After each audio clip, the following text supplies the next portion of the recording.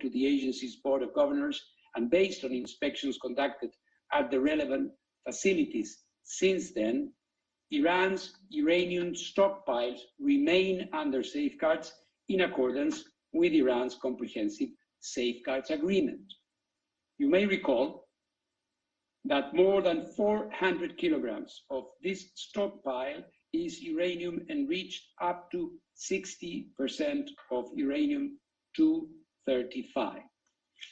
It is essential that the agency resumes inspections as soon as possible to provide credible assurances that none of it has been diverted. Importantly, any special measures by Iran to protect its nuclear material and equipment must be done in accordance with Iran's safeguards obligation and the agency. Therefore, it is of paramount importance that the agency's inspectors are allowed to verify that all relevant materials, especially those enriched to 60%, are accounted for. Beyond the potential radiological risks, attacks on such materials would make this effort, of course, more difficult. Madam President, the IAEA has consistently underlined, as stated in its General Conference resolutions, that armed attacks on nuclear facilities should never take place and could result in radioactive releases with grave consequences within and beyond the boundaries of the state which has been attacked. I therefore again call on maximum restraint. Military escalation threatens lives and delays indispensable work towards a diplomatic solution for the long-term assurance that Iran does not acquire a nuclear weapon. Madam President, the presence, support, analysis and inspections of technical experts are crucial to mitigating risks to nuclear safety and security. That is true during peacetime and even more so during military conflict. For the second time in 3 years, we are witnessing a dramatic conflict between two UN and IAEA member states in which nuclear installations are coming under fire and nuclear safety is being compromised. The IAEA, just as has been the case with the military conflict between the Russian Federation and Ukraine, will not stand idle during this conflict.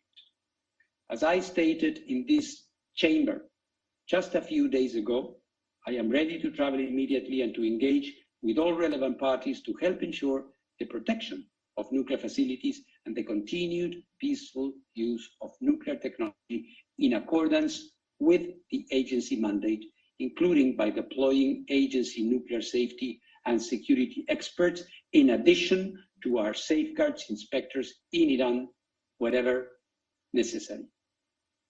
For the IAEA to act, a constructive professional dialogue is needed. I urge the members of this council to support us in making it happen sooner rather than later. The IAEA must receive timely and regular technical information about affected nuclear facilities and their respective sites. I urge in this regard the Iranian regulatory authorities to continue a constructive dialogue with the IAEA Incident and Emergency Center, which has been operating 24/7 since the beginning of this conflict. Nuclear facilities and material must not be shrouded by the fog of war. Yesterday, there was an incorrect statement to the media by an Israeli military official that the Bushehr nuclear power plant had been attacked. Though the mistake was quickly identified and the statement retracted, the situation underscored the vital need for clear and accurate communication, and the agency's unique role in providing it in a technically accurate and politically impartial way is obvious. Let me conclude by assuring the international community of the IAEA's continued support at this very grave time. A diplomatic solution is within reach if the necessary political will is there. Elements for an agreement have been discussed. The IAEA can guarantee through a watertight inspection system that nuclear weapons will not be developed in Iran. They can form the basis of a long-standing agreement that brings peace and avoids a nuclear crisis in the Middle East. This opportunity should not be missed.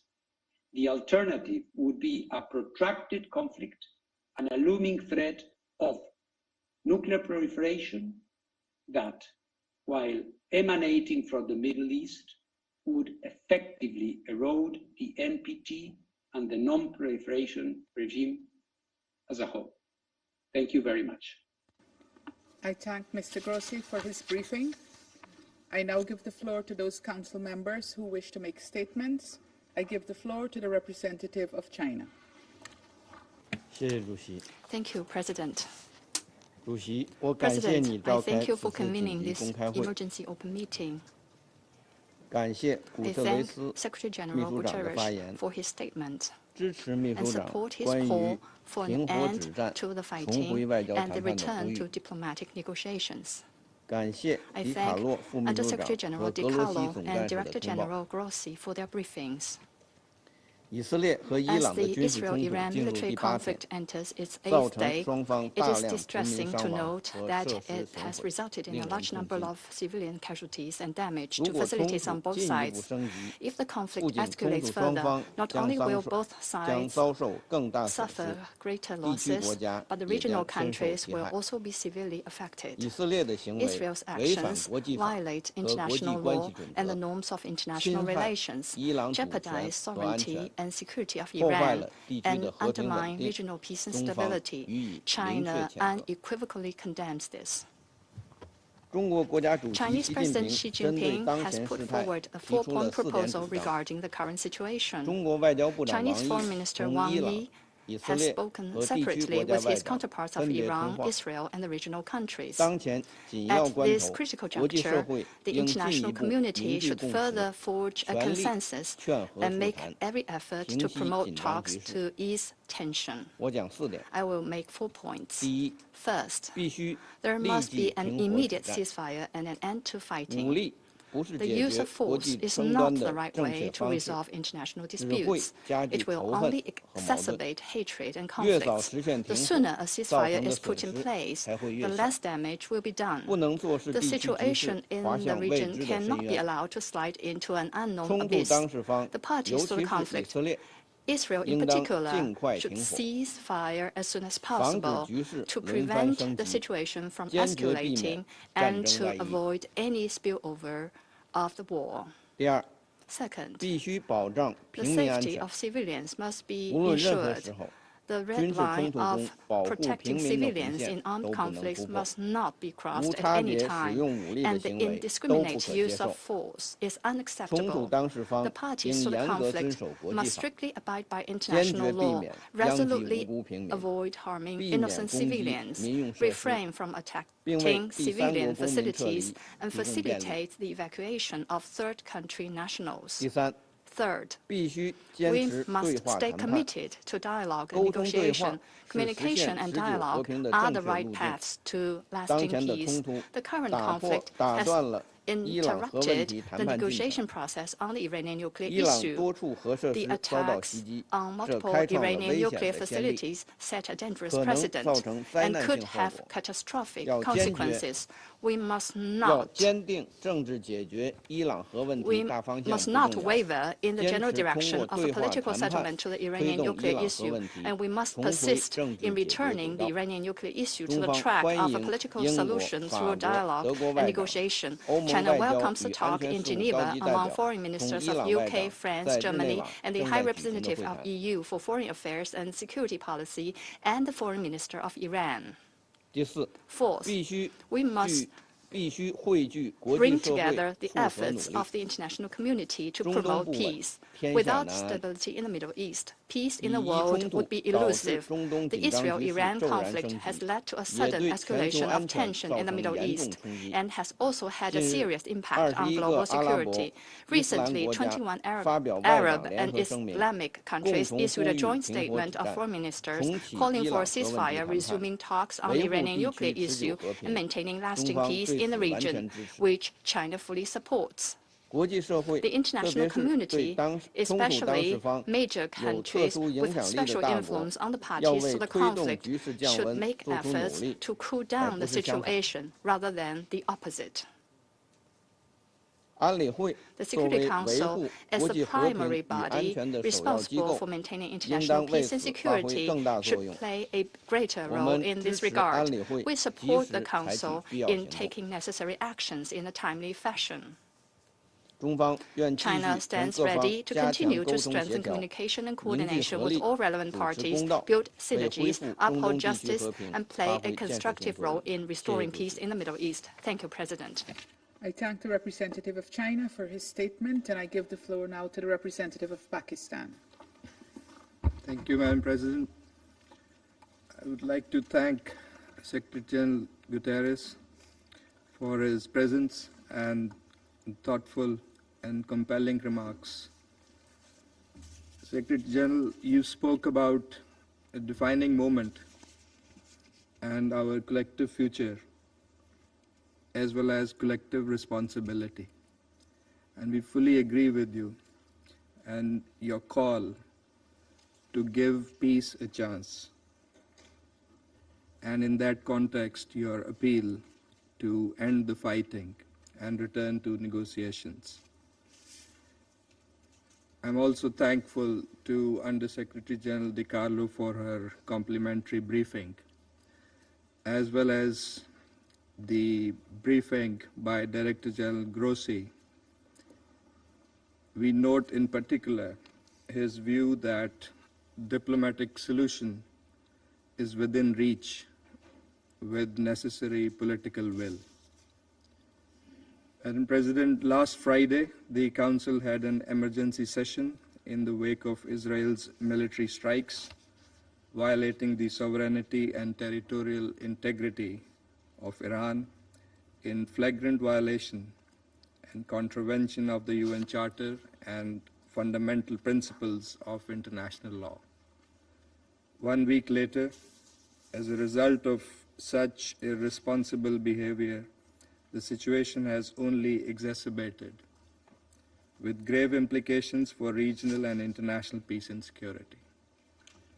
Pakistan strongly condemns the unjustified and illegitimate aggression by Israel. We stand in solidarity with the people of Iran.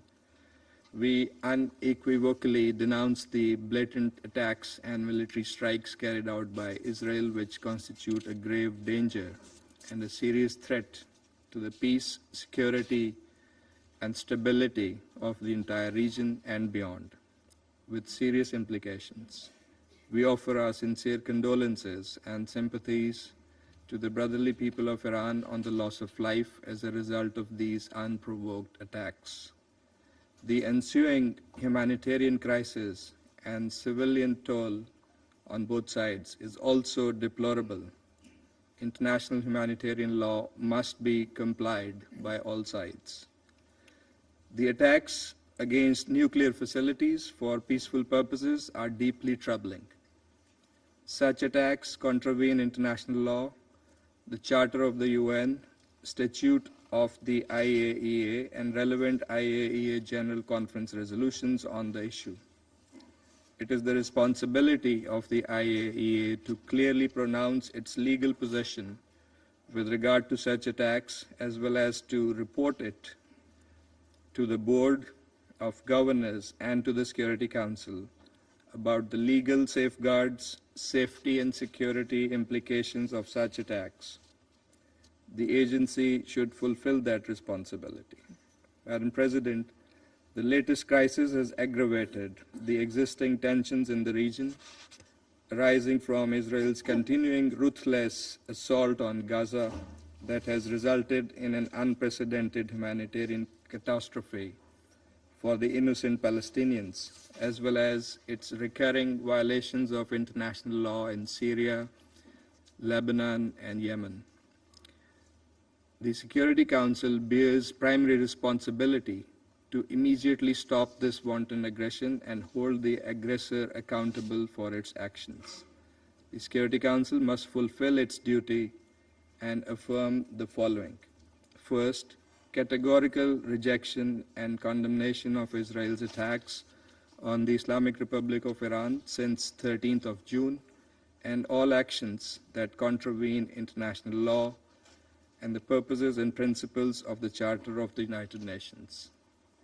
Second, play its due role to end the hostilities and promote de-escalation for achieving a comprehensive ceasefire before the situation spirals out of control and threatens the peace and stability of the entire region. Third, clear denunciation of the targeting of IAEA safeguarded nuclear facilities against the provisions of international law and the UN Charter as reflected in the UN Security Council resolutions, IAEA resolutions, and international humanitarian law, including the Geneva Conventions. The Security Council must implement its own resolution 487. Fourth, call for dialogue and diplomacy to promote a peaceful and lasting resolution of the crisis. Diplomacy must be given a chance. Madam President, regrettably, Israeli unlawful strikes against Iran came at the time of intense diplomatic engagement on Iran's nuclear issue. These illegal actions must not be allowed to scuttle that dialogue. Parties must swiftly return to the path of negotiations, which is the only viable means to reach a sustainable agreement regarding the Iranian nuclear program. We note the willingness expressed by the United States to keep the door for negotiations open. We also take note of the dialogue between the E3 and Iran. We hope that the diplomatic efforts and engagements will bear fruit. We reaffirm our long-standing position that all issues concerning Iran's nuclear program must be resolved peacefully through dialogue and diplomacy in accordance with the rights, international obligations, and responsibilities of all the parties concerned. At the same time, verification activities by the IAEA as the competent international technical organization mandated to implement respective safeguards obligations should continue unimpeded. The IAEA must continue its work in an impartial and apolitical manner to provide objective reporting and credible information regarding the issues under its purview. Madam President, this is a critical moment. The Security Council must fulfill its responsibility and facilitate peaceful resolution of disputes. Military means and coercion cannot bring about a lasting settlement. Dialogue and diplomacy, in full adherence to the principles of international law and the UN Charter, remain the only viable path to resolving this crisis. This Council must therefore unite in support of the Secretary General's call for end to fighting and return to negotiations and dialogue. I thank you. I thank the representative of Pakistan for his statement, and I give the floor to the representative of the Russian Federation. Madam President, we are grateful to the Guianan presidency for the prompt response to the request from Russia, China, Pakistan, and Algeria to convene this meeting. We thank the UN Secretary General for his opening remarks, as well as the Undersecretary General for Political and Peace-Building Affairs and the Director of the IAEA for their briefings. Madam President, exactly a week has elapsed since the start of the escalation of the Iran-Israeli conflict, which the Security Council discussed on the 13th of June. In this time, the world has been flooded with images depicting the night skies over Tel Aviv and Tehran and other cities lit up with explosions of tens and hundreds of rockets. The apocalyptic predictions have become a reality. People in both countries have been forced to take shelter in hideouts with each passing day. The list of civilian casualties on both sides lengthens. As a result of the closure of the airspace in the region, many third country civilians have become entrapped and they are striving to find a way home. The Iranian peaceful civilian nuclear facilities continue to be targeted, and this is liable to plunge us into a hitherto unseen nuclear catastrophe. The UN Security Council, the principal body for the maintenance of international peace and security, cannot shirk its responsibility and must provide an objective assessment of the situation and to devise an appropriate decision. We cannot deny the obvious facts. It is indeed Israel which attacked Iran on the eve of the latest planned round of indirect talks between Washington and Tehran. Thereby, West Jerusalem not only demonstrated blatant disregard for the efforts that have been undertaken to seek a diplomatic solution to issues around the Iranian nuclear program, but also demonstrated contempt for its key ally, the United States, which up until recently had been declaring an intent to reach a compromise solution on this matter.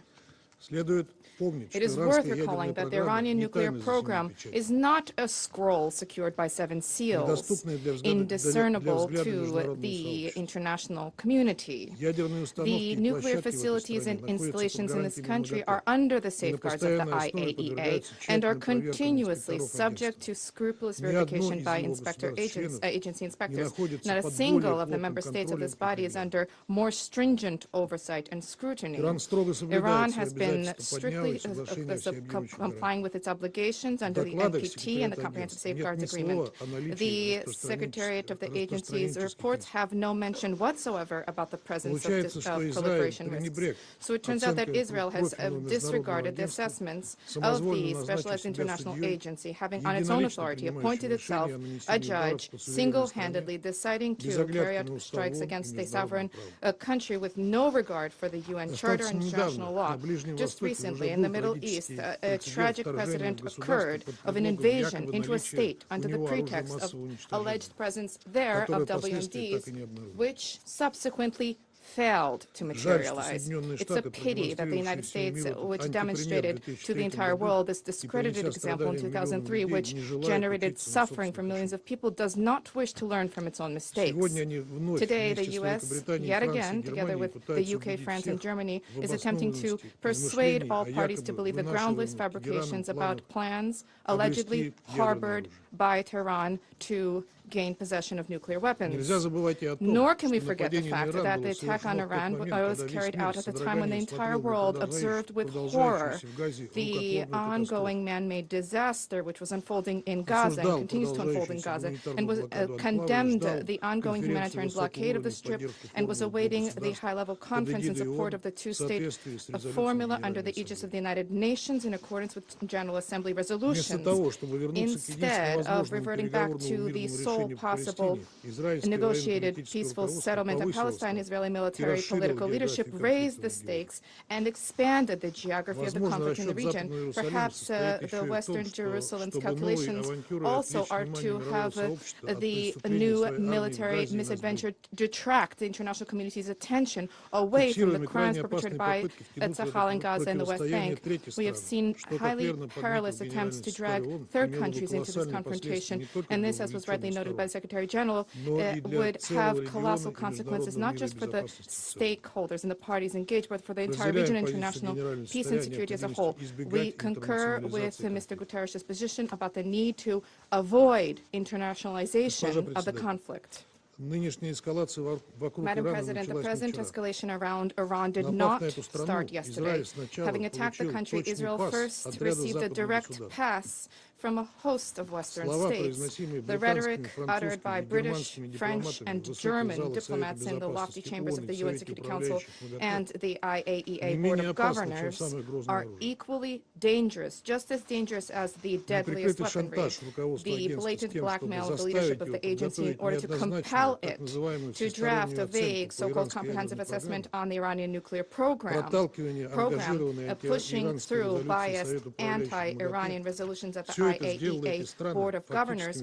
All of this made those countries effectively complicit in the Israeli aggression. Let's recall that this specific IAEA report was one of the justifications used by Israeli leadership for the attack on Iraq. What is telling in this connection is a cynical statement from the German Chancellor, Mr. Merz, about, and I quote, Israel doing the dirty work for us. End of quote. The fact that the launch buttons are being pressed by West Jerusalem does not absolve Washington, London, Paris, and Berlin from responsibility for what is taking place. Russia views the ongoing intense Israeli attacks targeting civilian objects in Iran as completely unacceptable and unlawful under international law. As a result of these reckless actions, unacceptable threats are being posed to international peace and security. Nuclear facilities cannot be targeted by strikes. We demand that West Jerusalem immediately cease attacks and raids on Iran, first and foremost the nuclear facilities which are under the protection of the IAEA. We expect that the agency leadership will draft in short order a detailed written report and response to the reports for consideration of the IAEA Board of Governors and the Security Council with a frank assessment of the damage sustained by Iran's nuclear and energy facilities, as well as the safeguards application in that country, including in the context of the presence of inspectors there, inspectors whose lives were under imminent threat. We take note of the clear Iranian statements about its steadfast commitment to obligations under the NPT and the willingness to resume contact with Washington to forge possible solutions that dispel all baseless suspicions and biases vis-à-vis Tehran's nuclear program under the condition that Israeli attacks cease. We support this position. We share the Secretary General's call for an immediate de-escalation resulting in a ceasefire. We firmly believe that a resolution can be provided for in a sustainable way only through diplomacy and negotiations. The goals of nuclear non-proliferation, whose cornerstone is the NPT, cannot and must not be attained through aggression at the cost of innocent lives. We believe that solutions whereby Iran's right to peaceful nuclear activity and Israel's unconditional safety and security will simultaneously be upheld are feasible and attainable. We have conveyed these options to our U.S. and Israeli colleagues as well as Iranian partners. We stand ready to provide them with the necessary assistance in seeking solutions that are acceptable to all. For now, we still have an opportunity to avoid another devastating war that would have unpredictable repercussions for the entire region and world. We stand ready to seek relevant solutions and decisions at the UN Security Council to engage constructively with all parties who genuinely advocate diplomacy and dialogue. Thank you. I thank the representative of the Russian Federation for his statement, and I give the floor to the representative of Algeria. Thank you, Madam President. First, I wish to express our appreciation to you for convening this urgent meeting, the second within a week, which underscores the seriousness of the situation before us. I thank the Secretary General for his remark and his personal engagement toward peace and stability in the region. And we echo your call for dialogue and for ending the fighting. I also thank USG DiCarlo and Director General Grossi for their briefings. Madam President, Israel's attack against Iran is an unprovoked and unjustified act. It constitutes a flagrant violation of the Charter of the United Nations.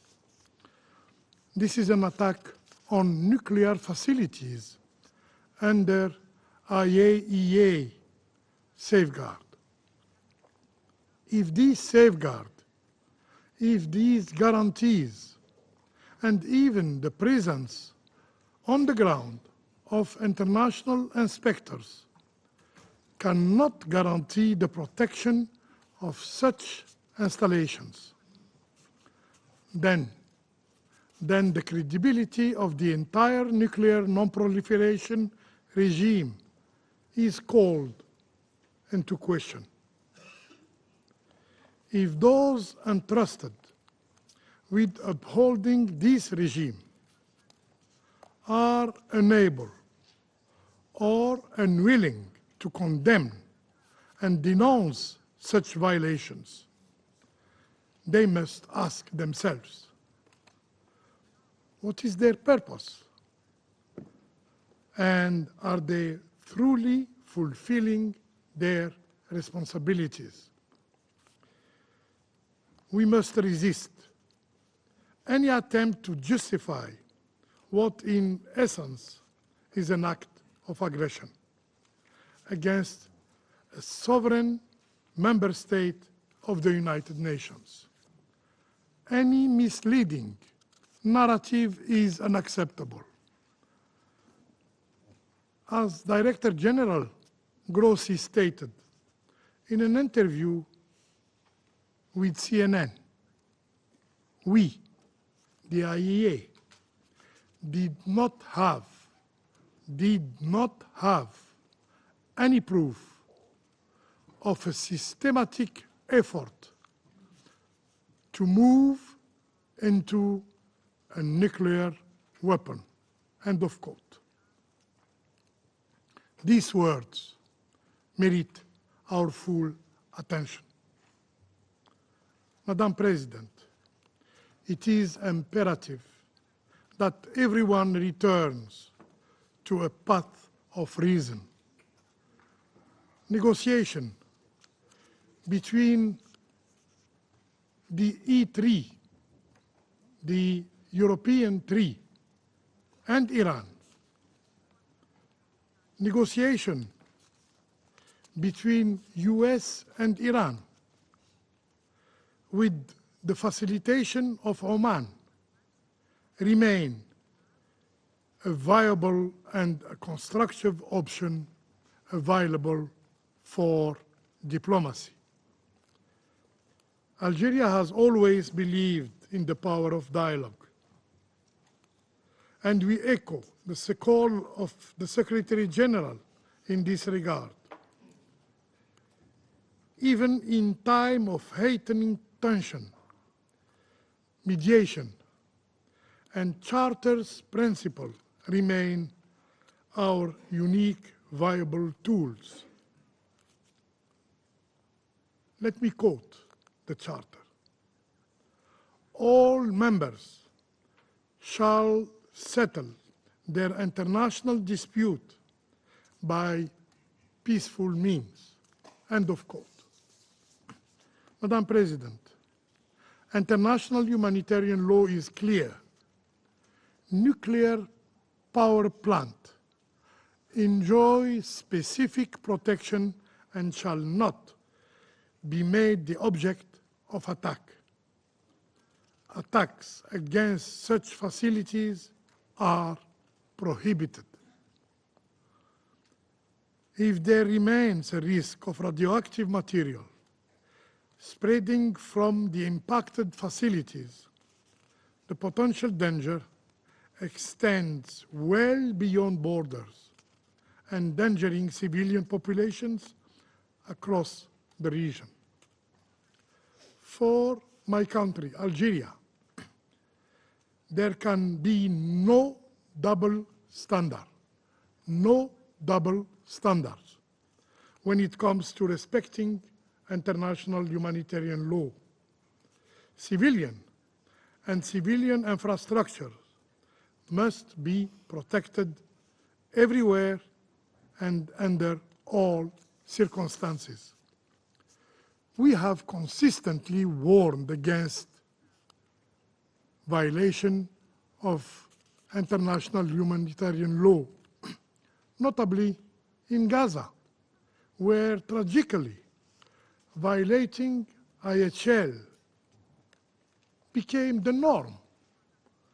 Today, the same patterns of conduct are being repeated and repeated again. When we reiterate in the strongest term our condemnation of all violation of international humanitarian law, the protection of civilians is not optional. It is an obligation. Upholding international humanitarian law is a matter of preserving our shared humanity. However, those responsible for the collapse of the health system in Gaza, for the killing of 1,580 health workers, for the killing of over 18,000 children and more than 10,000 women, for the killing of 225 journalists, and for the killing of 467 humanitarian workers, cannot credibly claim to be upholding international humanitarian law. Madam President, no measures can substitute for the responsibility that rests with this Council. In 1981, following the Israeli attack on Iraq, remember, this very Council unanimously adopted Resolution 487. It's true, this resolution was never really implemented. And Israel's nuclear facilities were never placed under IAEA safeguards. And Iraq never received any compensation. And the Council, this very Council, was never properly informed of follow-up measures. This is to show that the legacy of impunity, the legacy of immunity, has dangerous consequences. What we are witnessing today is not simply an isolated act of aggression. It is a profound challenge to the very foundations of the international legal order. The Security Council must fulfill its mandate. Acts that threaten international peace and security demand an adequate response. Inaction should not and cannot be an option. I thank you. I thank the representative of Algeria for his statement, and I give the floor now to the representative of the Republic of Korea. Thank you, Madam President. At the outset, let me express my gratitude to Guyana for swiftly convening today's meeting at this critical juncture.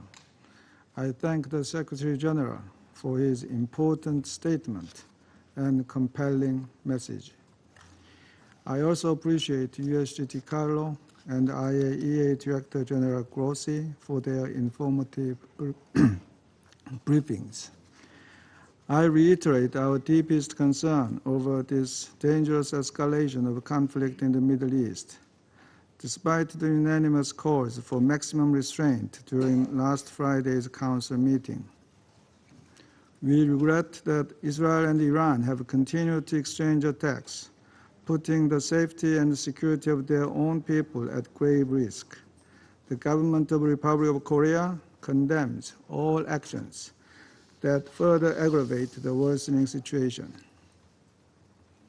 Over the past week, both Iran and Israel have carried out repeated and large-scale missile and drone strikes against each other's military assets and critical infrastructure, resulting in widespread destruction and a growing number of casualties, including many civilians. Should this vicious cycle of mutual retaliation persist, not only the peoples of Iran and Israel, but also millions of neighboring states and beyond could face intensifying threats to their safety and livelihoods. The region's instability is also generating negative impacts on maritime security, as well as on global energy markets and supply chains, risking the economic security of the whole world. Madam President, in recent days, we have repeatedly heard the positions of both sides. What is important, however, is that all member states should respect the international law and the UN Charter, uphold the global non-proliferation regime, and work towards the promotion of international peace and stability. This is precisely the core mandate of the Security Council and the very reason we have reconvened here today. As repeatedly voiced in this chamber, the protection of civilians in armed conflicts is not optional. This is a legal obligation and a moral imperative we cannot afford to neglect. The indiscriminate use of explosive weapons in populated areas and on civilian facilities, including hospitals, must cease immediately. In addition, we reiterate concerns that attacks on nuclear facilities can have serious implications for nuclear safety, security, and safeguards. In this regard, we commend the IAEA's prompt establishment of a task force and continued reporting on the management of affected facilities. Appropriate assessments by the IAEA of potential risks, such as radioactive releases from further possible attacks on nuclear facilities, would be highly welcomed. Madam President, as a country that has long faced mounting nuclear and missile threats from its neighbor, the Republic of Korea does not view this situation as a distant issue confined to the Middle East. The international community remains unconvinced of the exclusively peaceful nature of Iran's nuclear program, and this issue should be clearly addressed. We must take the grave consequences of potential nuclear proliferation seriously. At the same time, we should recognize that military measures cannot be the ultimate solution to addressing proliferation concerns or securing long-term peace and security anywhere in the world. How Iran's nuclear issue is resolved carries significant implications for us all. We take note that the key parties have publicly maintained that they remain open to diplomacy. We sincerely hope that the talks among the foreign ministers of the United Kingdom, France, Germany, and Iran in Geneva today will achieve a timely outcome to navigate through this precarious situation and open another window for diplomacy. The Republic of Korea implores all parties to exercise both wisdom and determination to urgently resolve these immensely tough challenges. Thank you. I thank the representative of the Republic of Korea for his statement, and I give the floor to the representative of the United States. Thank you, Madam President. And thank you, Secretary General, for your introductory remarks. and Undersecretary General Rosemary DiCarlo and Director General Rafael Grossi for your briefings.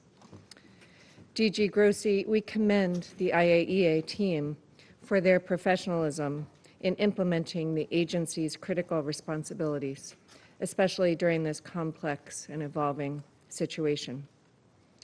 Colleagues, we meet at a decisive moment in the Middle East, convening amid an intensifying conflict between Israel and Iran. It is not too late for the government of Iran to do the right thing. President Trump has been clear in recent days that Iran's leadership must completely abandon its nuclear enrichment program and all aspirations of acquiring a nuclear weapon. The Iranian government has long posed a constant menace to the peace and security of its neighbors and the entire world, which this Council is charged to maintain. The Iranian government has repeatedly called for Israel's destruction and for, and I quote, death to America. They have launched direct and proxy attacks on Israeli civilians, including most recently on southern Israel's largest hospital, and just recently, in the last couple hours, on Haifa.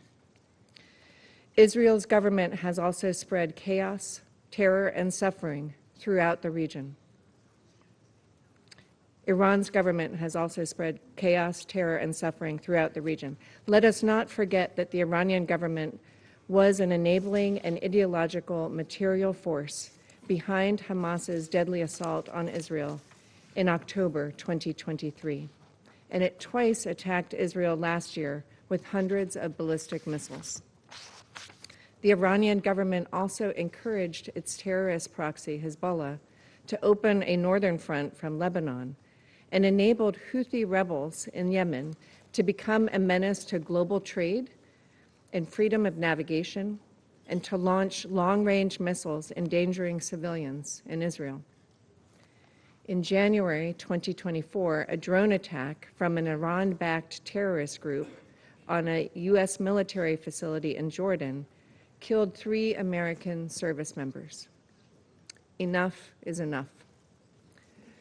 President, as the leaders from the Group of 7 stated earlier this week, Iran is the principal source of instability and terror in the Middle East. The G7 also reaffirmed the right of Israel to defend itself. While the United States was not involved in Israel's strikes, let there be no doubt that the United States continues to stand with Israel and supports its actions against Iran's nuclear ambitions. Iran's leaders could have avoided this conflict had they agreed to a deal that would have prevented them from ever obtaining a nuclear weapon. But they refused to do so, choosing instead to delay and deny. We can no longer ignore that Iran has all that it needs to achieve a nuclear weapon. All it needs is a decision from their supreme leader. That is unacceptable, and this Council must urge them to change course. The government of Iran has nothing to gain by escalating their rhetoric toward the IAEA, launching missiles at civilians, threatening neighbors, or pursuing nuclear weapons. For too long, they have prioritized terrorism and their nuclear program above the well-being of their own people. Their resulting weakness is now on full display for the entire world. The Iranian government must abandon its nuclear ambitions so that there is no more destruction. Choose instead prosperity for their people. Thank you, Madam President. I thank the representative of the United States for her statement, and I give the floor to the representative of Panama. Gracias, señora Presidenta. Thank you, Madam President. Saludamos y We agradecemos al greet secretario and general thank de las the Naciones Secretary General Unidas, of the United Su Nations, Excelencia His Excellency Antonio Guterres, por for su contundente his mensaje unambiguous en el que message. ha instado During a that message, ofrecerle he una oportunidad urged a an la paz. opportunity to be given to peace. Extendemos He nuestro said, give agradecimiento a la peace a Secretaria General chance. We Adjunta, also wish to Rosemary extend our DiCarlo, thanks to el USG Director Rosemary General del DiCarlo, Organismo the Internacional Director de General of the Energía International Atómica, Atomic Rafael Grossi, Energy Agency, por Rafael Rafael Grossi. We thank them both for their briefings. We also thank delegations here present that honor us with their presence. Today's meeting is a response to the international community's appeal to urge parties involved to adopt measures aimed at de-escalating the conflict. The conflict has picked up pace, and that is a source of great fear. We have witnessed the regrettable staging of attacks that have claimed civilian lives, including the lives of women, boys and girls. That has made the civilian population the primary victim of this conflict. The Security Council today, once again, has the duty to find mechanisms through multilateralism to craft a solution to this matter. It did just that successfully a decade ago with the implementation of Resolution 2231. In recent months, we have seen several rounds of negotiations take place. The goal of these negotiations was to find a diplomatic solution to Iran's nuclear program. As was indicated by the Secretary General, diplomacy, negotiations and dialogue are the only ways to achieve solutions. Consequently, we urge all parties to heed that message from the Secretary General and resume a genuine process of negotiation that will make it possible to move towards an agreement which is in accordance with the norms of international law.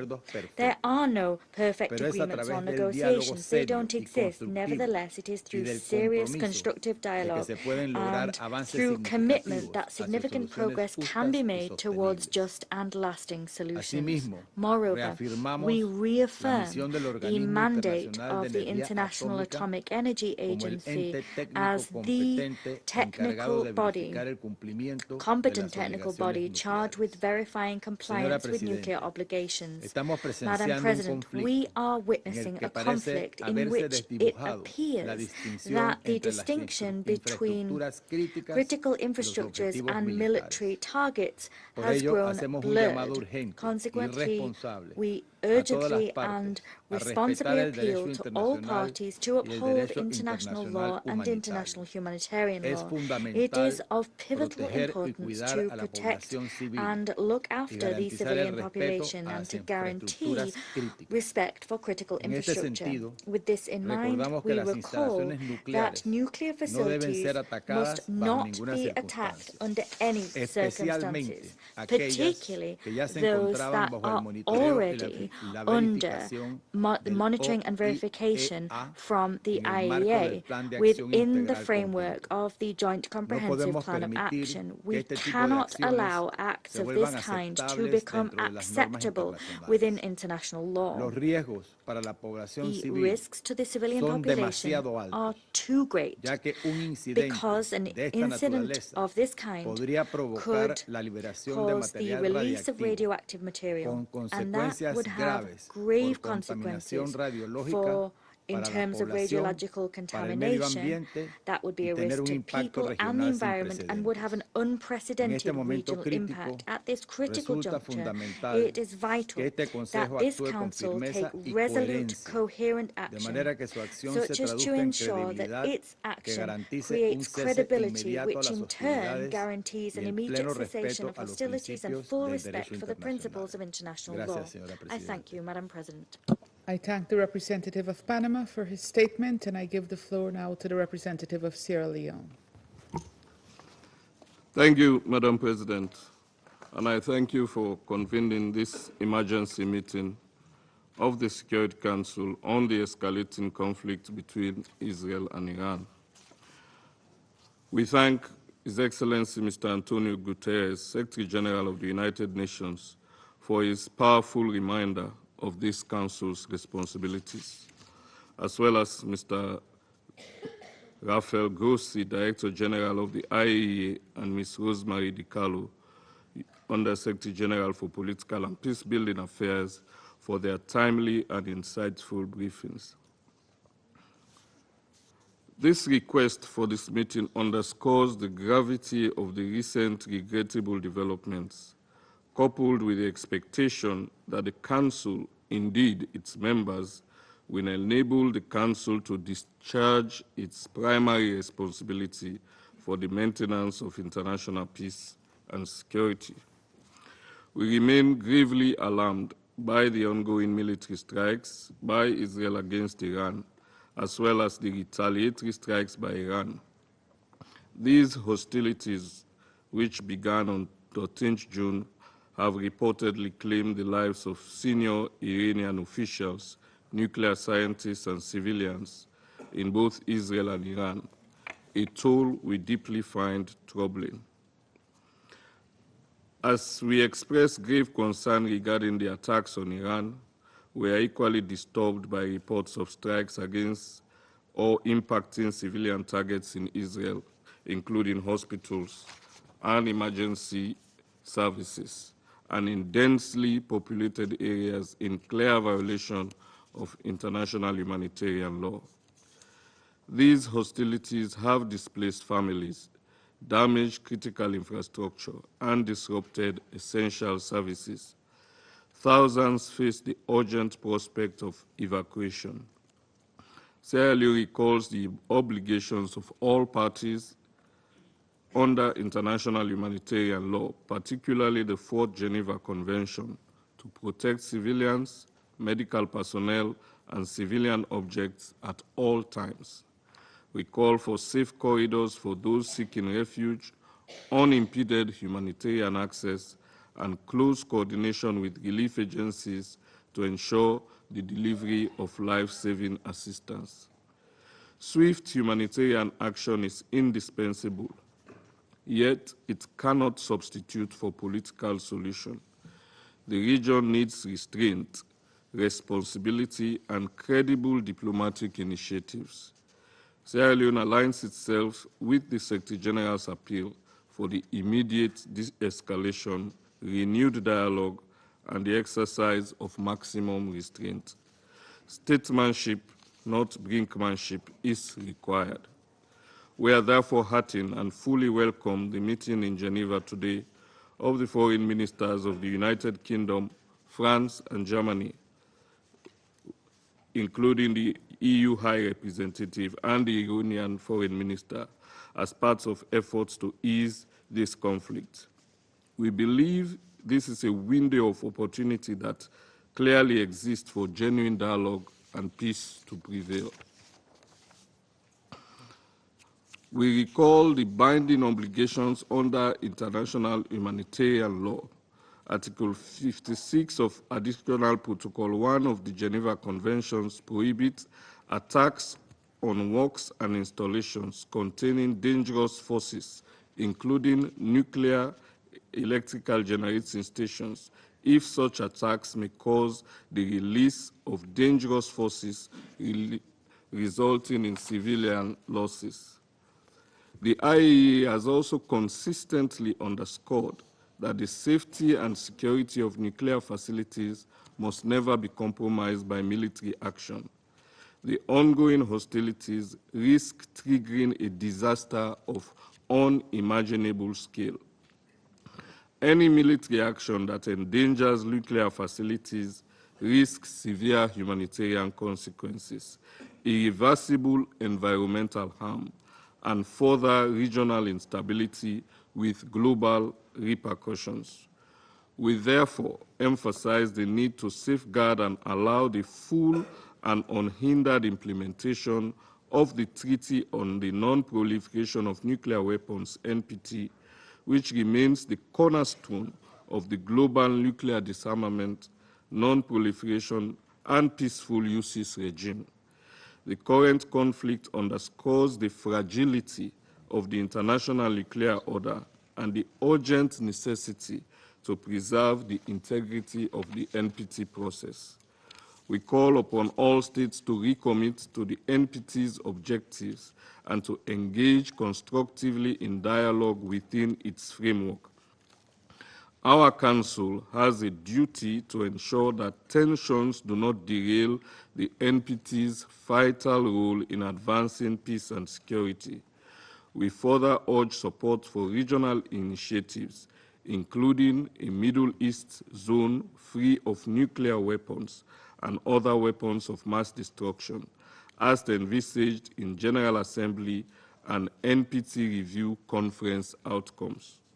We endorse inclusive diplomatic tracks aimed at restoring structured negotiations on Iran's nuclear program, the JCPOA, and addressing broader regional security concerns, including maritime safety and missile proliferation.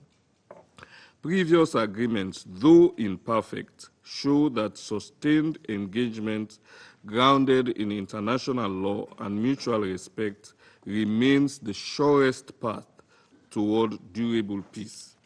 We also support the impartial technical work of the IAEA. Full cooperation by all states, including Iran, with its monitoring and verification mandate is essential to ensure transparency, build confidence, and prevent miscalculation. We commend Director General Grossi for sustaining engagement under challenging circumstances.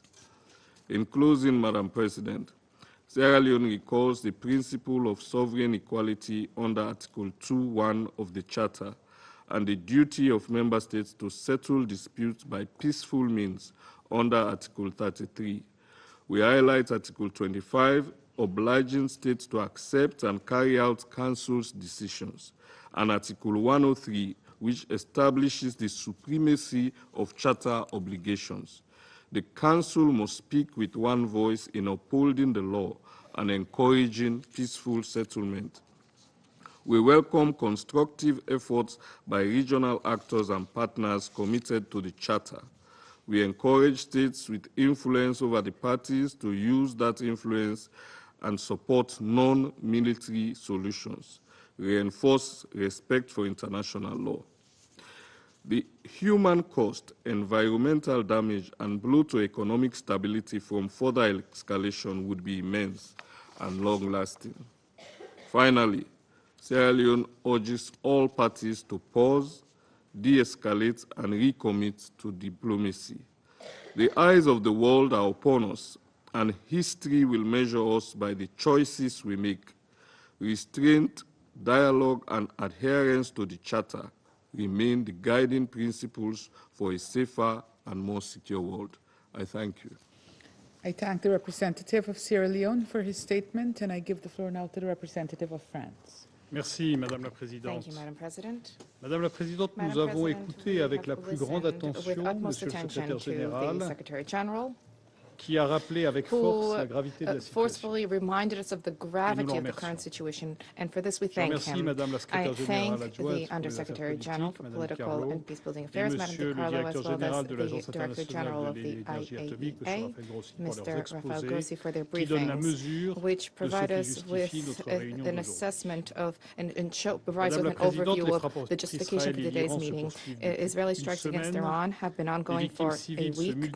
Civilian casualties are multiplying on both sides. Yesterday, one of the largest Israeli hospitals was struck by an Iranian missile. Israeli strikes have also targeted civilian infrastructure that is unrelated to the Iranian nuclear and ballistic program, and information that has been relayed by the Director General of the IAEA vis-à-vis the radiological situation of certain sites is on everybody's minds. There is a need to urgently end these military operations. They harbor grave threats to regional peace and security. France calls for restraint and de-escalation. Civilian lives need to be shielded, and there's a need to re-embark upon the path of diplomacy. Mr. Secretary General stressed that at the heart of this matter lies the nuclear matter. France's position is clear. Iran cannot and must not develop a nuclear weapon. Iran's gaining access to this weapon would generate a threat, first and foremost, for the security of Israel and the entire region, which Iran has been destabilizing for years by delivering its support to armed and terrorist groups. A nuclear Iran would also pose a direct threat to France's and Europe's security interests. This threat is now highly tangible. Hostages of the French state are presently being held in in Iran, and Iran has been delivering ballistic missiles and Iranian drones to Russia, and they are being used in its war of aggression against Ukraine. France takes this opportunity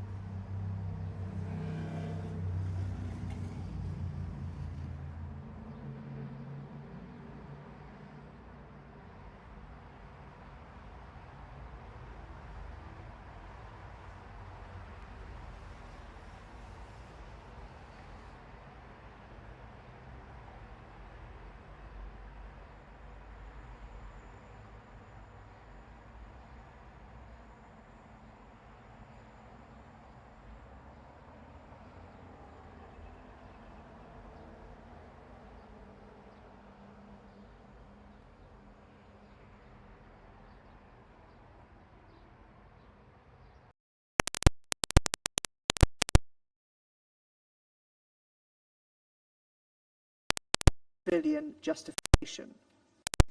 It is essential that Iran cooperate with the IAEA and bridge the trust gap that the Secretary-General spoke of.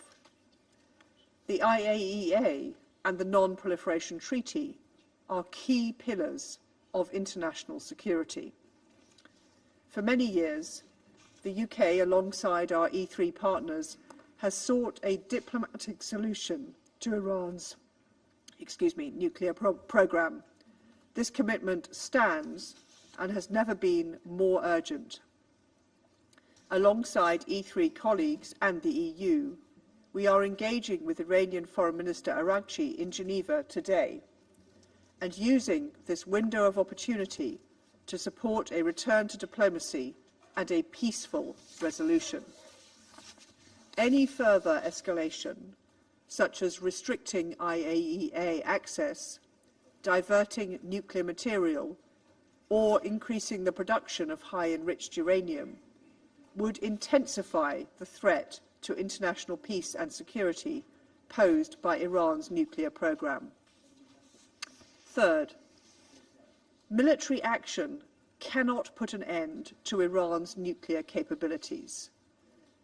We have strongly supported and continue to support diplomatic efforts to come to a deal. That is the only way to resolve the nuclear issue for the long term. President, our objective remains stability in the Middle East. A diplomatic solution is in the interests of all concerned. Even now, it is not out of reach. Now is the time for restraint, calm, and a return to diplomacy and dialogue. I thank you.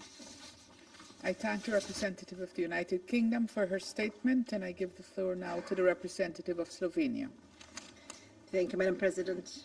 Secretary General, thank you very much for your introductory remarks. USG De Carlo and DG Grossi, thank you very much for your updates and appraisal of the situation on the ground. Madam President, as we heard from the briefers, the situation continues to deteriorate rapidly and risks pushing the region toward the point of no return. We are deeply concerned with the Israeli strikes on Iran, as well as with Iran's retaliatory strikes on Israel. Slovenia condemns its military escalation and the unnecessary loss of civilian lives. We call on both sides to respect the UN Charter and international law, including international humanitarian law. We echo the Secretary General's urgent appeal to avoid the internationalization of the conflict. Slovenia calls on both sides to immediately de-escalate and agree to full and unconditional ceasefire. Madam President, Slovenia remains concerned about the size and unclear nature of Iran's nuclear program.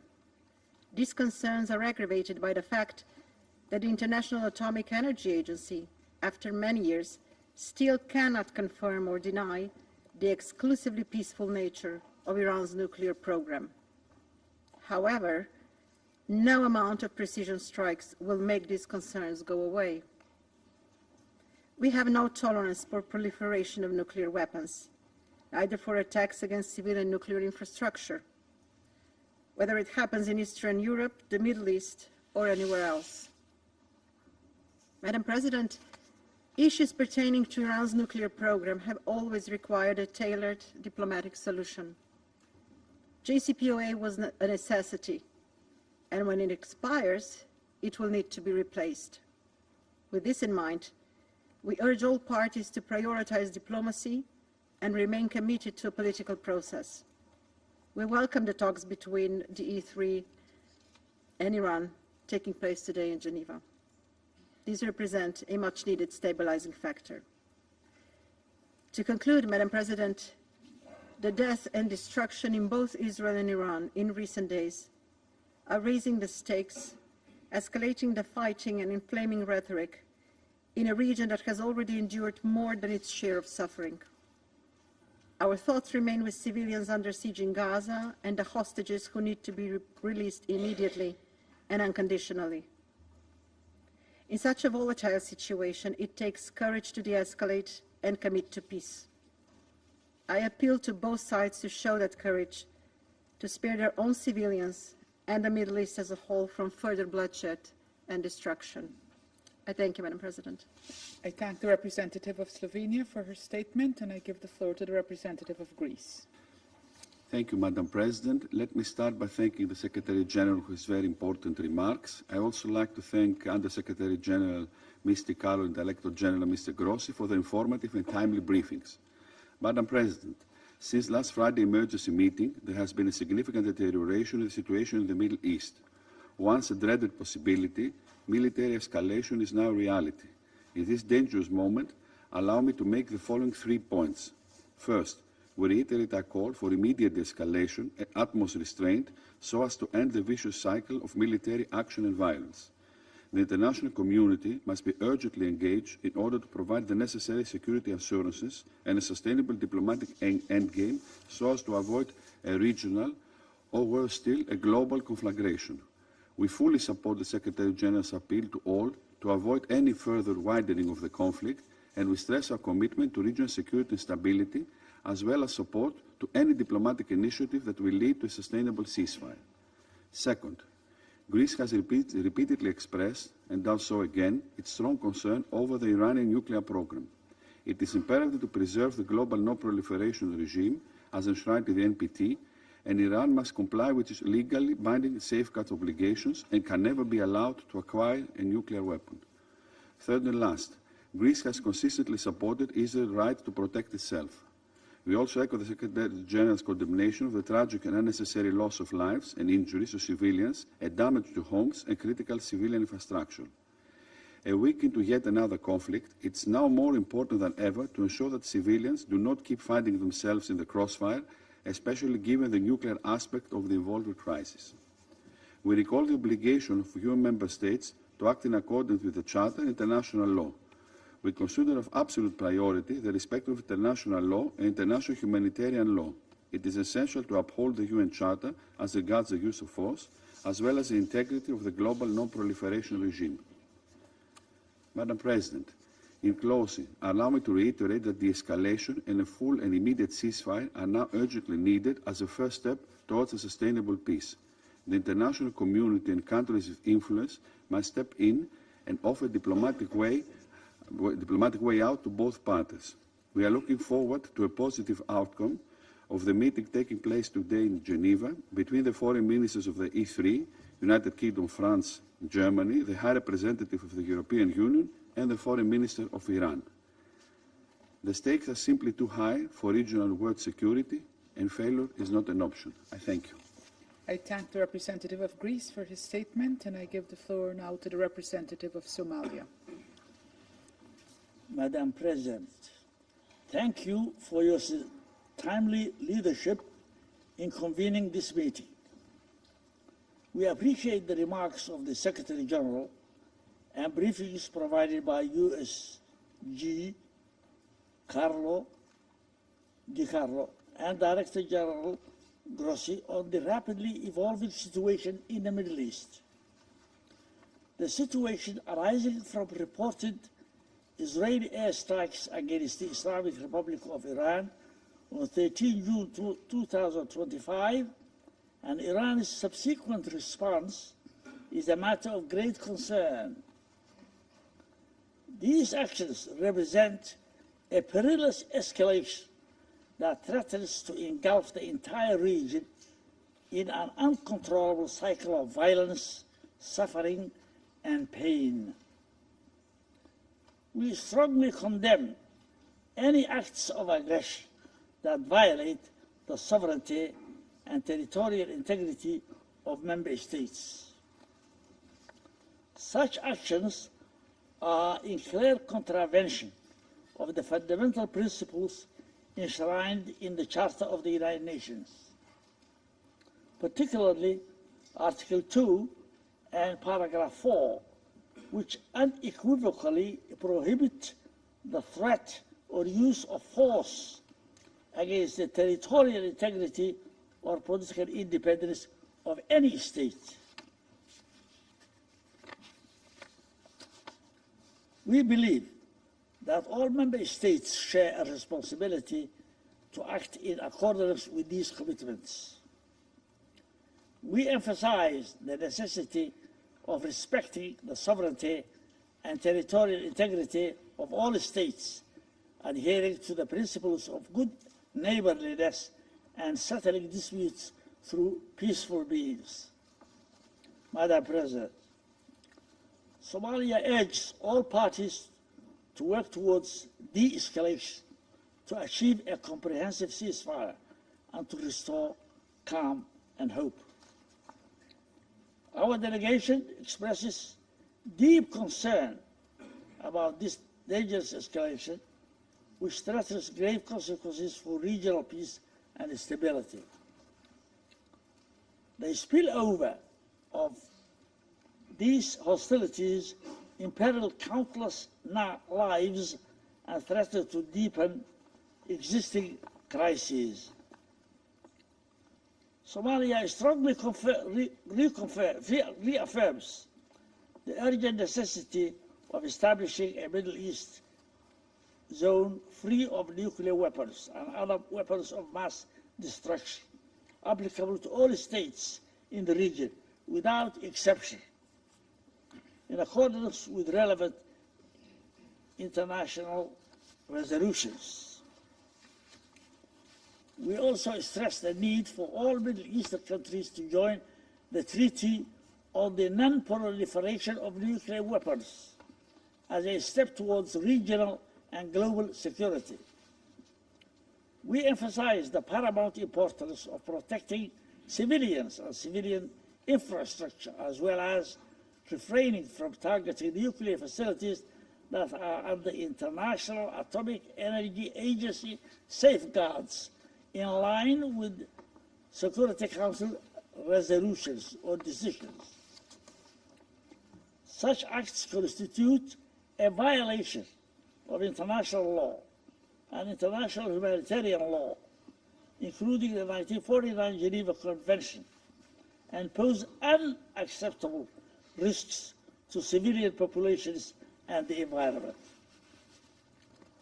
At this critical stage, Somalia calls for a swift return to the path of negotiations as the only viable means to reach a sustainable agreement regarding the Iranian nuclear program. We further emphasize the importance of safeguarding the freedom of navigation in international waters in accordance with international law, and urge all parties to refrain from actions that undermine maritime security. Madam President, the complex challenges before us demand a collective and measured response grounded in dialogue, mutual respect, and the search for the common ground. Our delegation reaffirms its commitment to multilateralism and the principles of the United Nations Charter. We urge all parties to act with responsibility and wisdom, placing the well-being of the region's peoples above all other considerations. It's important to seize this moment to redouble our efforts for de-escalation and to support a diplomatic process that can deliver peace, stability, security for all states in the Middle East. Finally, my delegation stands ready to engage constructively with the international community to advance these shared goals. I thank you. I thank the representative of Somalia for his statement, and I give the floor now to the representative of Denmark. Thank you, Madam President. And I also thank the Secretary General for his important introductory remarks, and Under-Secretary General Di Carlo and Director General Grossi for their detailed briefings and urgent messages here this morning. Madam President, as underlined by the Secretary General, the recent escalation in the Middle East has once again brought the region dangerously close to the brink of a region-wide conflict. The repeated attacks between Israel and Iran are cause for great concern and pose a grave risk to international peace and security.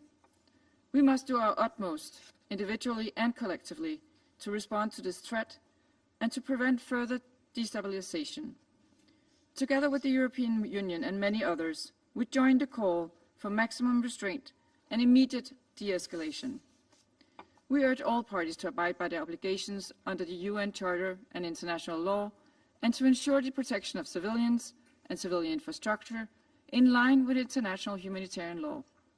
We deplore the loss of civilian lives and unacceptable attacks on civilian targets, including the recent hospital attack. Furthermore, all actions should be taken and the necessary restraint shown to reduce the risk of nuclear accidents. Denmark's view is clear. Diplomatic engagement and a negotiated solution, with the IAEA playing a vital role, remains the only viable paths toward lasting peace in the region.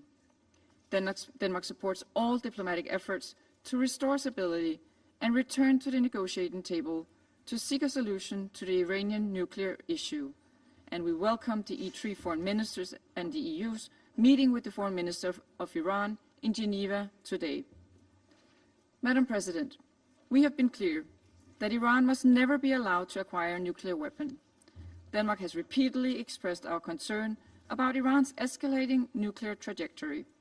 The fact that the IAEA is unable to provide assurances that the Iranian nuclear program is exclusively peaceful is deeply disturbing. We are further alarmed that Iran is non-compliant with the legally binding nuclear safeguards obligations as recently determined by the IAEA Board of Governors. There is no plausible civilian reason for Iran's production and stockpiling of highly enriched uranium. We strongly urge Iran to cooperate with the IAEA on the outstanding safeguard issues and to return to the negotiating table to secure an agreement with the international community which ensures that Iran's nuclear activities are exclusively peaceful, an agreement which upholds the global non-proliferation norms and which fosters lasting stability in the Middle East and beyond.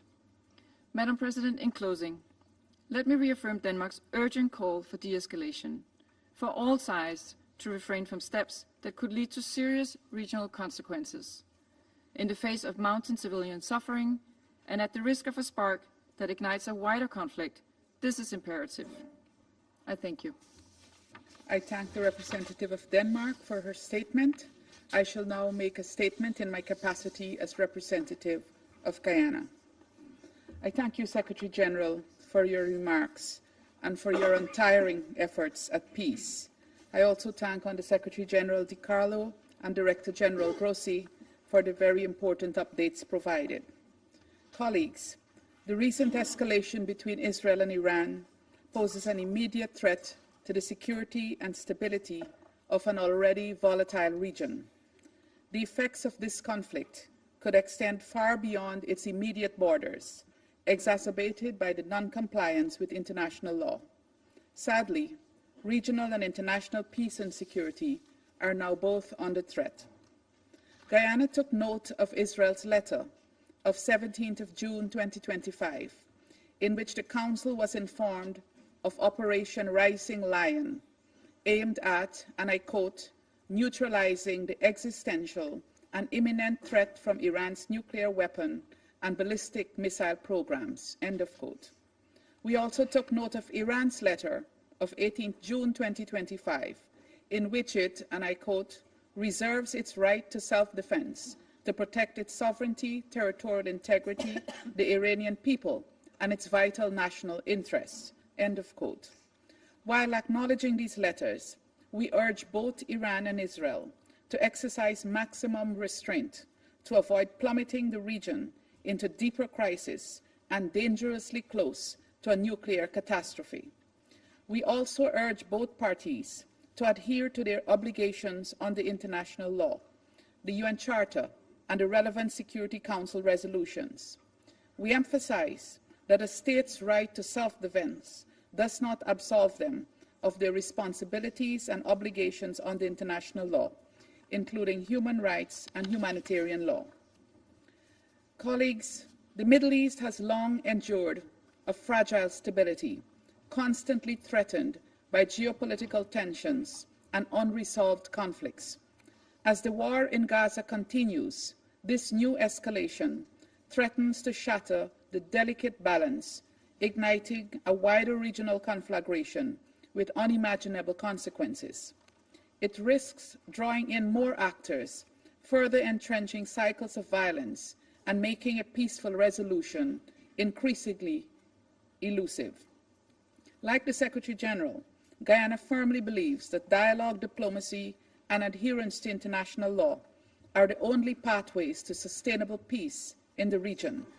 We call on all parties to immediately cease hostilities, de-escalate tensions, and return to the path of diplomacy. The root causes of this escalation must be addressed with urgency, and the parties must work towards a comprehensive and lasting political solution that respects the sovereignty and territorial integrity of all states in the region. Colleagues, Guyana is also concerned about the possible humanitarian consequences and reiterates its call for all parties to respect international humanitarian law, particularly the principles of distinction, proportionality, and precaution, and to ensure the protection of civilians and civilian infrastructure. Media reports indicate that over 200 persons have already been killed in Iran and at least 24 in Israel as a result of the escalation. It is important to ensure that more civilian lives are not lost.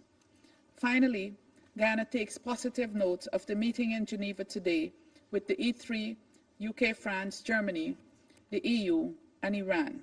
We also reaffirm our commitment to supporting any Security Council measure aimed at preserving international peace and security. I thank you. I resume my function as President of the Security Council, and I now give the floor to the representative of the Islamic Republic of Iran. Thank you. In the name of God, the compassionate, the merciful, we express our sincere appreciation to you, Madam President, for convening this urgent meeting at our request.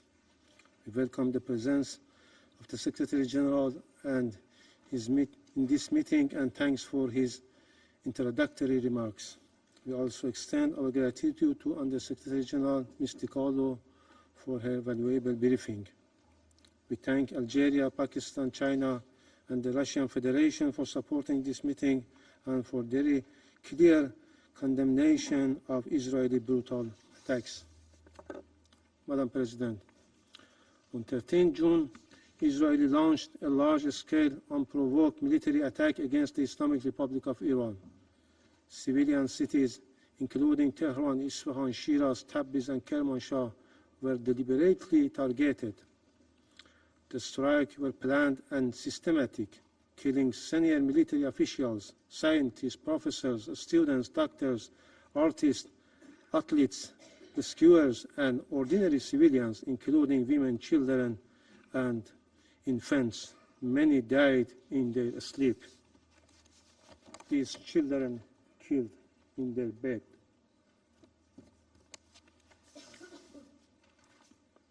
Hundreds of civilians have been killed and thousands injured. The aggression continues. On 16 June, Israel attacked Hakim Children's Hospital in Tehran, Farabi Rehabilitation Hospital in Kermanshah, and Iranian Red Crescent Society building and medical ambulances. These are only a few instances of the brutality and gross violation of international humanitarian law by Israeli regime. At least 2 pregnant women and their unborn children were killed. On the same day, Israel struck the national broadcasters IRIB during a live broadcast, killing journalists and humanitarian workers. Just today, Israeli regime inflicted damage to 2 other hospitals in Iran, endangering the lives of patients and medical personnel. Up till now, 5 hospitals have suffered from heinous attack of Israeli regime, along with physicians and humanitarian personnel who have been killed or injured. There were not accidents, there were not collateral damage, they were deliberated war crimes acts of state terror, an example of barbaric warfare.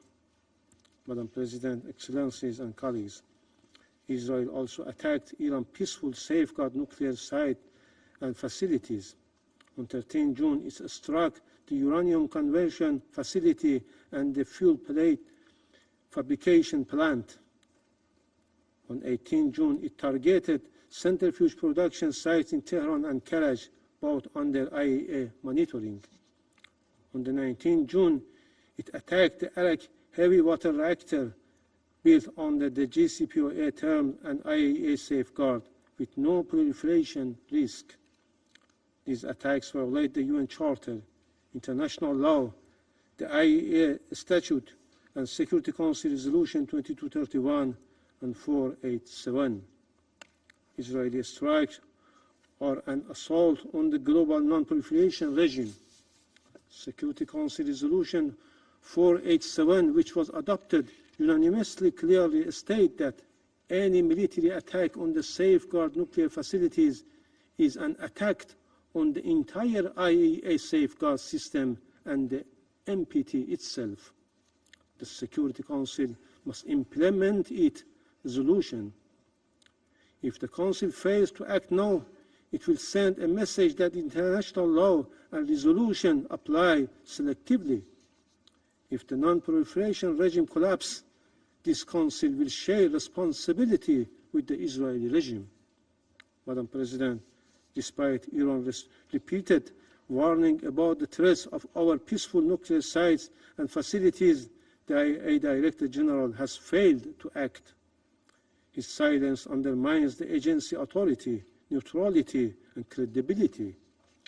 The IAEA cannot remain silent while safeguard facilities are attacked.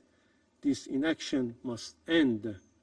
Israel openly declared that it will continue this strike for as many days as it takes. We are alarmed by credible report that the United States, as a depositary of NPT, may be joining this war. Any such support violates the NPT and undermines global security. The selective invocation of international law by US, France, using it when convenient, discarding it when it constrained their allies, is a form of institutional hypocrisy that gravely undermines the credibility of this Council and the international law. Let me be clear, Iran's nuclear program is peaceful and under the world's most extensive IAEA inspections. Iran has long advocated for a nuclear weapon-free zone in the Middle East. Israel is the only possessor of undeclared nuclear weapon in the region. It refused to accede to the NPT and block regional disarmament efforts. Madam President, Israeli aggression violates the UN Charter. It breached the basic principle of prohibition of the use of force. It violates Iran's sovereignty and territorial integrity. It violates international human rights law and targets innocent civilians and threatens the right of life and security of our people. This regime committed war crimes, crimes against humanity and state terrorism. It attacks on safeguard nuclear facilities, set a dangerous precedent for global security. Madam President, the already dire situation has been exacerbated by mounting and irrefutable evidence of direct involvement by the United States in this illegal war of aggression. The US has publicly threatened to strike Iran's safeguard nuclear facilities. Such acts constitute a flagrant violation of Article 2, Paragraph 4 of the UN Charter and a breach of the sovereign equality of states. These reckless statements and actions emanate from the head of a state who is a permanent member of this Council and entrusted with primary responsibility for international peace and security, and an irresponsible behavior. Madam President, Iran has exercised its inherent right to self-defense under Article 51 of the UN Charter. Our response has complied fully with international law. including humanitarian law. We have taken all necessary precautions to protect civilians. Iran will continue to exercise this right as long as the Security Council fails to discharge its primary responsibility under the Charter and until the Israeli aggression is fully and unequivocally terminated. The Security Council must act now. We reiterate our call on the Security Council to determine the Israeli illegal use of force and armed attacks against Iran are a breach of peace and act of aggression. Adopt binding and enforcement measures under Chapter 7 to halt the aggression and prevent its recurrence. Condemn clearly the violation of Iran's sovereignty and targeting of our safeguard nuclear facilities. Address the risk of wider regional war, especially the unlawful involvement of a third country.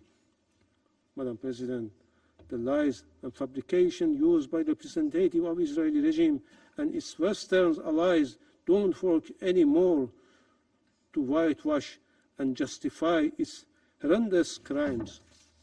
International law is clear. There is no right for Israel to commit this act of aggression, no right to attack and target civilian infrastructure or safeguard nuclear facilities, no legal or moral cover for war crimes. The so-called preemptive attack and existential threat claims used by this terrorist regime and its allies to justify aggression have no basis in international law, and to conduct acts of aggression, kill innocent people and violate the territorial integrity of states. These are false excuses for Israeli aggression. Iran has never initiated any war, while Israel, as an occupying and terrorist regime, has a long and dark history of illegal use of force, violation of all legal international norms, assassination and nuclear secrecy that destabilize the entire region. The selective use of international law by certain members of this Council expose dangerous double standards that endanger international peace and security and undermine the credibility of this body. Without the support and protection of certain Western states, especially the United States, Israel could not have been able to commit this aggression with such impunity. This complicity must be recorded by history. Finally, Madam President, Council's failure to act at this critical juncture would constitute a profound abdication of the Council's responsibilities and a grave betrayal of fundamental principles of the United Nations. Inaction will embolden the aggressor, undermine international law, and send a message of dangerous impunity to the world. Thank you, Madam President. I thank the representative of the Islamic Republic of Iran for his statement, and I give the floor now to the representative of Israel. Madam President, I would like to thank the Secretary General, USG De Carlo, and Director General Grossi for your remarks. Madam President, before I begin my remarks, I must address the representative of the Islamic regime in Iran. Mr. Iravani, how dare you write 5 letters in the last week, come before this Council, demand a session, and ask the international community for sympathy? How dare you ask the international community to protect you from the consequences of your own genocidal agenda? Have you no shame? For years, your supreme leader, Ayatollah Khamenei, has publicly and repeatedly called for the destruction of Israel and the United States. In May 2024, he declared, and I quote, "The divine promise to eliminate the Zionist entity will be fulfilled." In May 2025, he said, and I quote, "The Zionist regime that is a lethal, dangerous, cancerous tumor should certainly be eradicated, and it will be." These statements are your regime's policies. Your government has attempted the assassination of Prime Minister Netanyahu. It attempted the assassination of President Trump. Your operatives have plotted to attack Jewish communities and kill Israeli civilians across the world. Now, with innocent blood still dripping from your hands, you come here asking for sympathy. You demand protection from this council while plotting the extermination of my people. It's enough. Enough with the performances. Enough with the theater. How can this council allow the representative of a regime that funds, arms, and orchestrates terror across the world to come here and play victim? It's like a wolf complaining when the shepherd fights back to protect his flock. So innocent. Mr. Iravani, please clarify to us. Do you support the destruction of Israel, a UN member state? Do you support the assassination of our elected leaders? If you do not, say so. We are all here, waiting.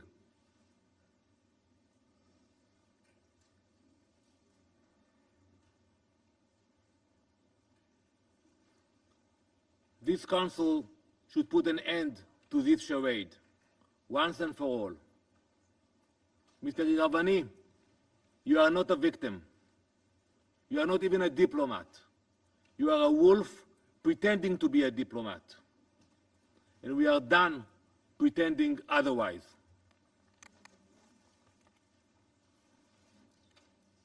Madam President, on Wednesday night, Iran launched a ballistic missile directly at a hospital. And by the way, I listened to your word. You mentioned that we attacked hospitals. I ask you to provide a list of the hospitals that Israel attacked in Iran. We know what we are doing.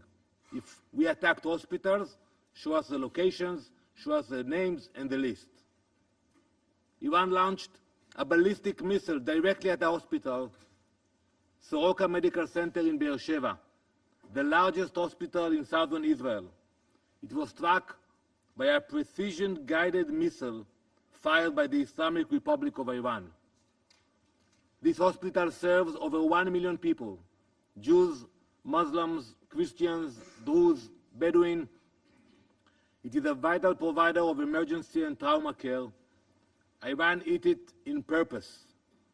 There was no military bases around, no mistakes, leaving those million people with severely reduced access to medical service. This was not a misfire. This was not a mistake. Iran has proven its ability to strike strategic targets with accuracy. This was a deliberate act. It is a blatant violation of international law, a war crime, and a calculated attempt to murder the most vulnerable. Let this council understand what that missile really signified. That no one is safe. That if Iran will target a hospital with a ballistic missile, it will target anyone, anywhere, with anything they have. Today it was Beersheba. Tomorrow it could be Brussels. Soon it could be Boston. Iran is rapidly expanding its ballistic missile arsenal. Today its longest range missiles can travel over 2,000 kilometers. That already puts Eastern Europe in range. But Iran is not stopping there. Iran is developing missiles with a range of over 4,000 kilometers. That would place every European capital, London, Paris, Berlin, Rome, within striking distance. And when that milestone reaches, what comes next? New York, Washington, the US entire East Coast. Before Israel took action, that reality was approaching faster than you could imagine. Council members, do you believe that such a regime will hesitate to threaten entire populations with nuclear armed missiles? Can you guarantee? Especially a regime which chants death to America, death to England, death to Israel, and so many others. Because that is where the world was heading. Israel is stopping it. Iran has already enriched uranium to near weapons grade levels. It cannot be denied. We saw the reports. It has built deep underground facilities designed to survive bunker-busting bombs. It has advanced missile delivery systems. And it has lied to the IAEA and the world at every step. There must finally be an acknowledgement that there is no greater threat to international peace and security than a nuclear Iran. The Soroka strike of our hospital should end any illusion that this threat is theoretical. Iran is not just building the capability, it is using it. We will never allow those capabilities to go nuclear. While the Ayatollah shout death to America and death to Israel, many on this council dismiss those threats. While Iranian missiles fly, the UN urges restraint and de-escalation while ignoring Iran's nuclear ambitions altogether. That weakness, that detachment from reality, that hypocrisy is what allowed Iran to get as far in its nuclear program as it did. It is what allowed Iran to sow chaos across the world. And let's analyze it for a minute. The Iranian regime has exported thousands of drones which have killed many civilians. It has harmed Hezbollah in Lebanon, Hamas in Gaza, the Houthis in Yemen, Shiite militias in Iraq, extremist groups in Syria and Africa, and criminal networks in Latin America and Europe. It's a war machine, stretched all around the world. Its reach is not limited by borders, its hatred is not limited by reason, and its ambition is not limited by geography. We have already seen the consequences. Terror attacks in Argentina, Iranian agents uncovered in European capitals, proxy missile strikes on Gulf states. This is Iran's vision for the world, and it's happening in real time. Right now, Israel is a focus point for that murderous vision. Just yesterday, Iran launched another ballistic missile, this time carrying cluster munitions at a densely populated civilian area in central Israel. Cluster munitions are designed to spread multiple explosions over a wide area. It deliberately fired these munitions at civilians. Iran's intentions could not be clearer. Bloody murder. 29 civilians have been killed and almost 900 wounded by Iranian missiles. The only reason the number isn't higher is because of Israel's advanced defensive capabilities. So yes, Israel acted because we understand the cost of waiting.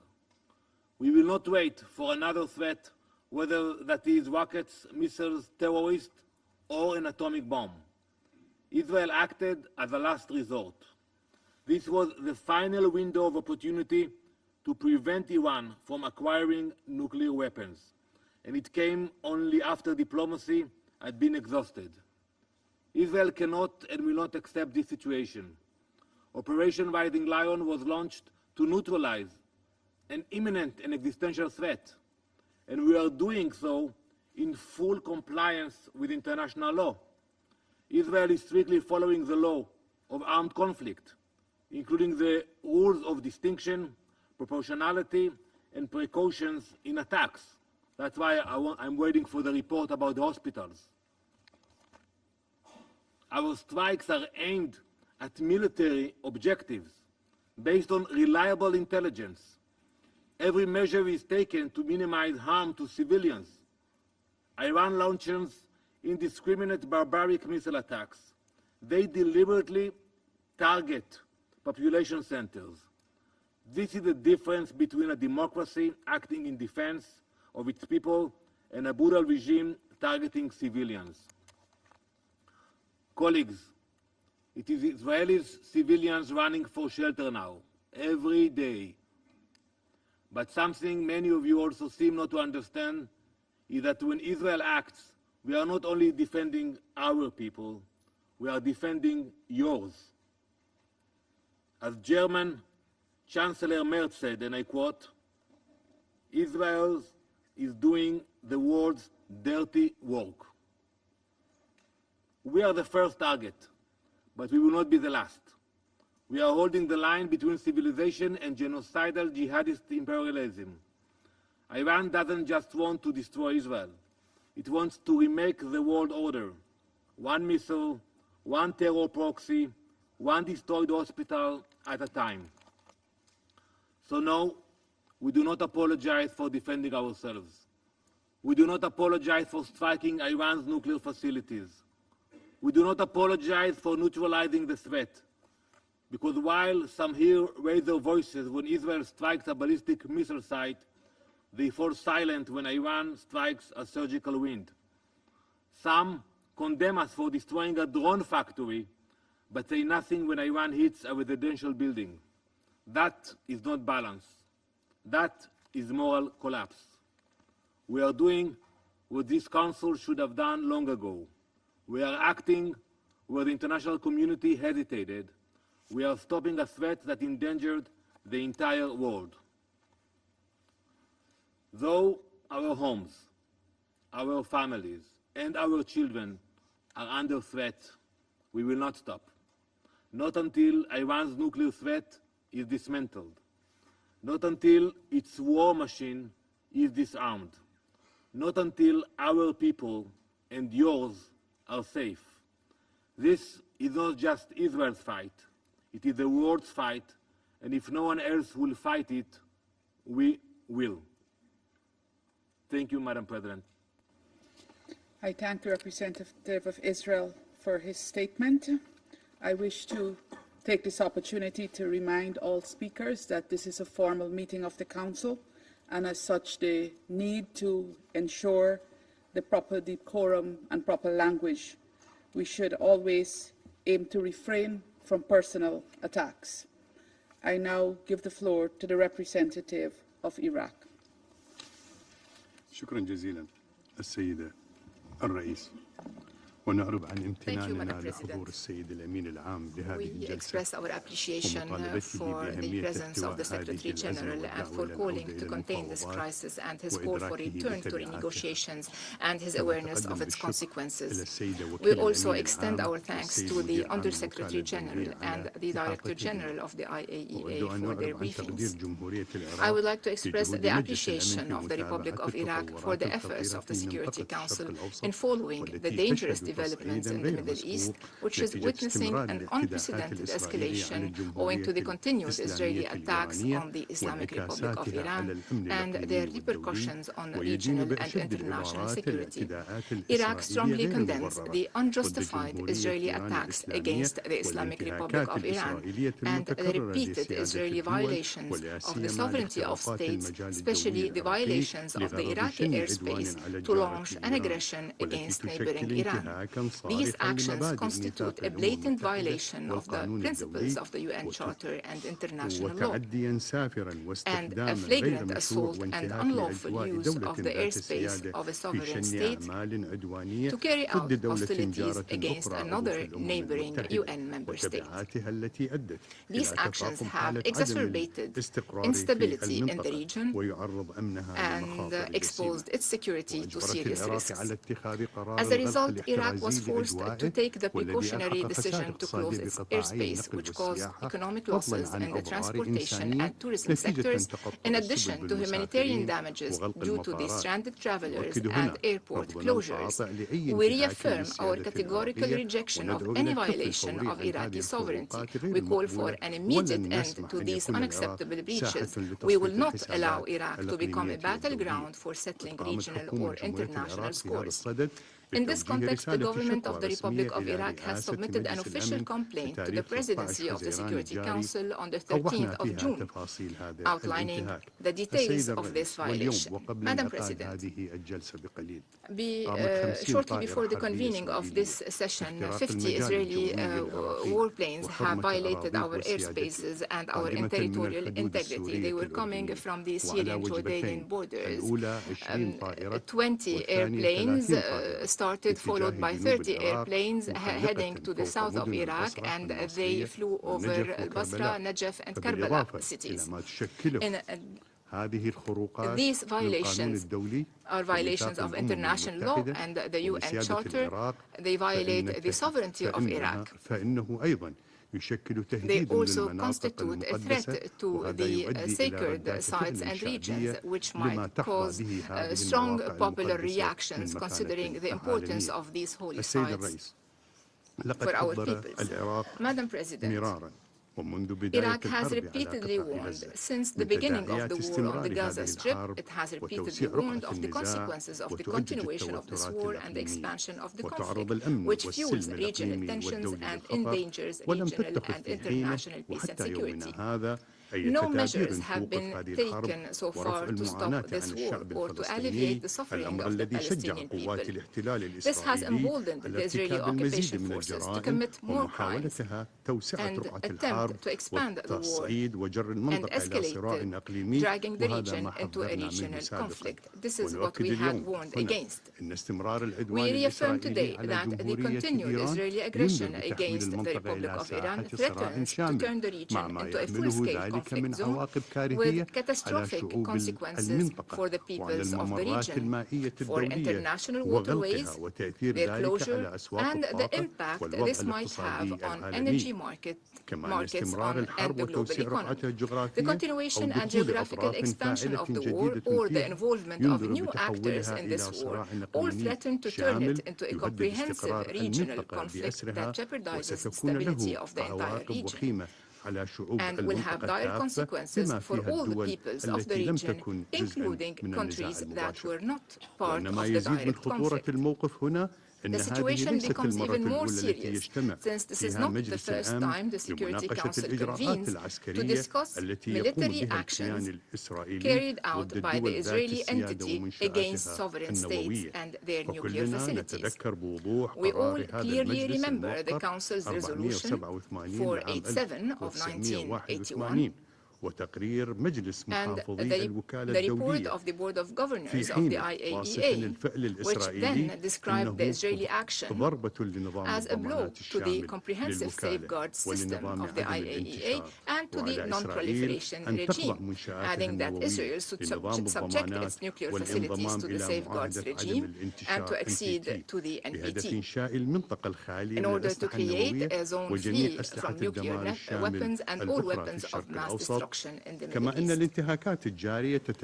The current violations also coincide with ongoing diplomatic negotiation tracks. The current military escalation deals a severe blow to all political efforts and returns the region to the brink of confrontation at a time when we are all in dire need of promoting dialogue and reason. We encourage the IAEA to fulfill its technical mandate. Madam President, Iraq in its capacity as President of the Arabic Summit continues its regional and international diplomatic efforts. It has called for an emergency meeting of Arab foreign ministers to coordinate positions. We are also working closely with the Organization of Islamic Cooperation to unify visions and stances to defuse this serious crisis and contain it, to save lives and ensure the region does not slide into a devastating full-scale war.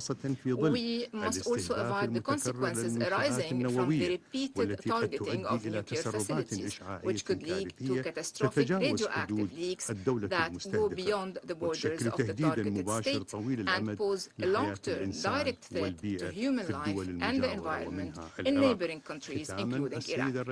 In conclusion, Madam President, Iraq calls on the Security Council to shoulder its responsibilities in maintaining peace and security and doing the following. 1. Take urgent action to demand an immediate ceasefire and prevent any further escalation, sparing the region more destruction and instability. Second, condemn airspace violations and breaches of sovereignty, especially those affecting Iraq and neighboring countries. Third, support the diplomatic path to end the crisis and avoid any actions that worsen the situation, to return to the negotiating table and activate international mediation mechanisms. Fourth, to protect nuclear facilities and civilian infrastructure and warn against their use in conflicts. And fifth, to prevent any escalation that could disrupt international maritime navigation, air transport, and energy supply lines to avoid a global energy crisis. Thank you, Madam President. I thank the representative of Iraq for his statement, and I give the floor to the representative of Kuwait.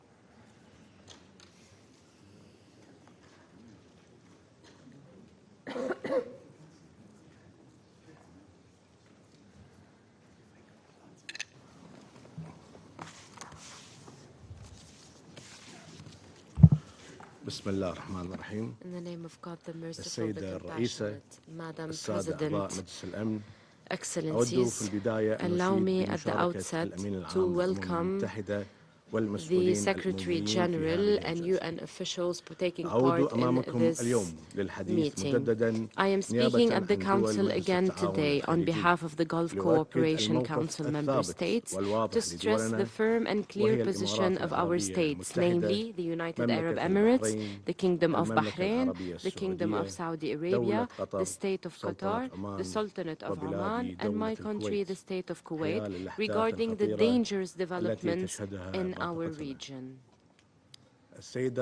Madam President, our group renews its condemnation of the Israeli attacks on the Islamic Republic of Iran and its nuclear facilities. We stress that these attacks have dangerous repercussions on the security and stability of our region. They are a blatant violation of the principles of international law and the UN Charter, and they thwart international efforts to achieve peace and de-escalation. We continue to intensify our diplomatic efforts at the highest levels to stop and avert any escalation, because we believe that diplomacy and dialogue are the only choice and alternative to confrontation and escalation. As we follow the dangerous developments in the region, we stress that a continued deterioration could lead to catastrophic consequences and fuel tensions, which could impede the prospects of a diplomatic solution and peace. In light of this sensitive and delicate situation, which requires us all to stay alert and act with wisdom, we call for the highest levels of restraint and ending hostilities immediately to prevent an expansion of the conflict and return to dialogue and negotiations, because this is the best and only way to overcome the current crisis, ensure sustainable international and regional security and peace.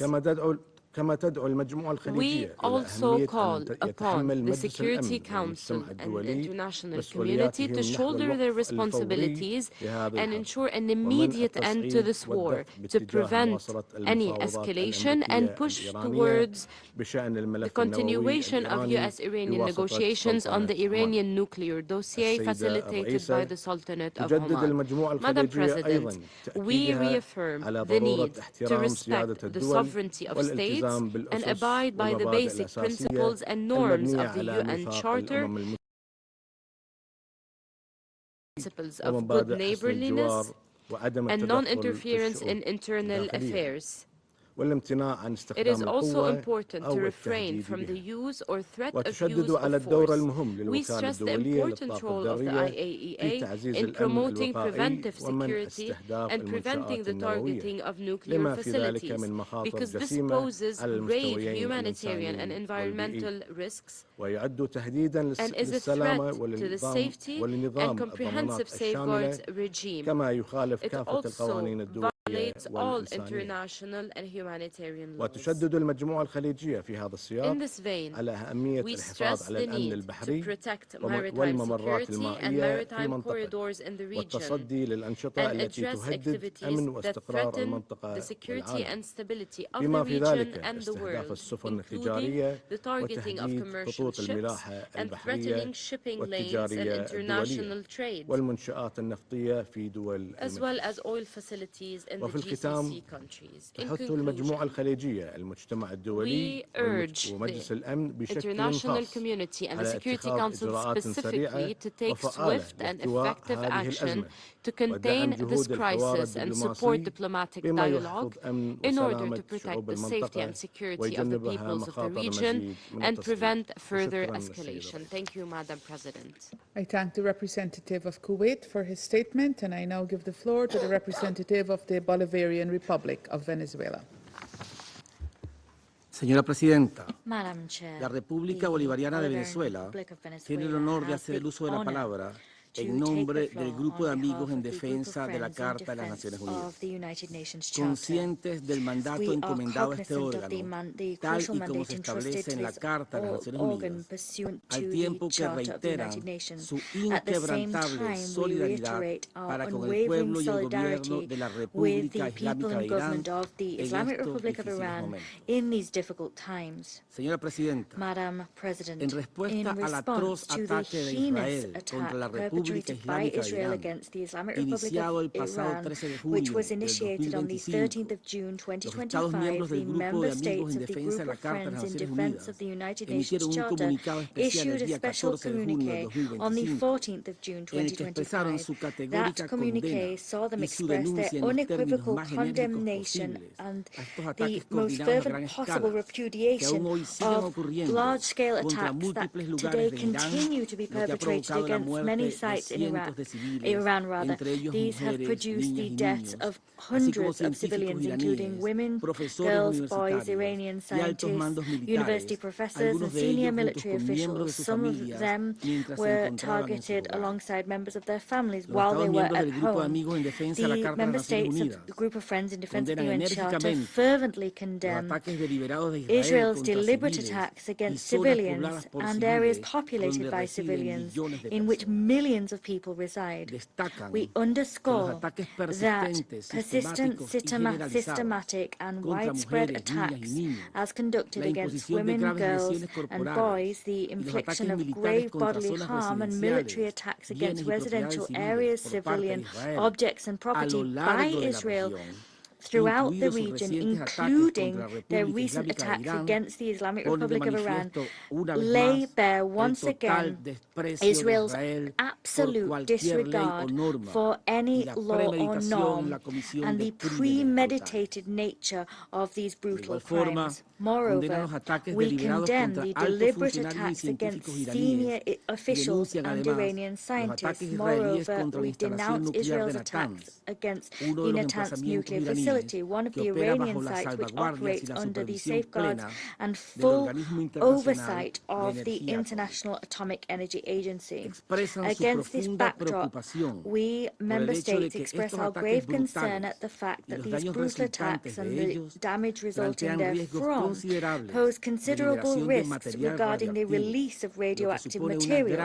That is a grave threat to the civilian population and the environment. At the same time, we express our concern at the fact that Israeli attacks continue to imperil civil aviation security in the region. Madam President, The group of friends in defense of the United Nations Charter underscores that these reprehensible attacks constitute a flagrant violation of the United Nations Charter, as well as of the fundamental principles of international law. These include sovereignty, territorial integrity, and the prohibition of the threat or use of force against the territorial integrity of states. These attacks also run counter to international human rights law and gravely violate fundamental rights, including the right to life and the right to health. What's more, these atrocious attacks constitute a flagrant violation of Article 2.4 of the United Nations Charter, inter alia.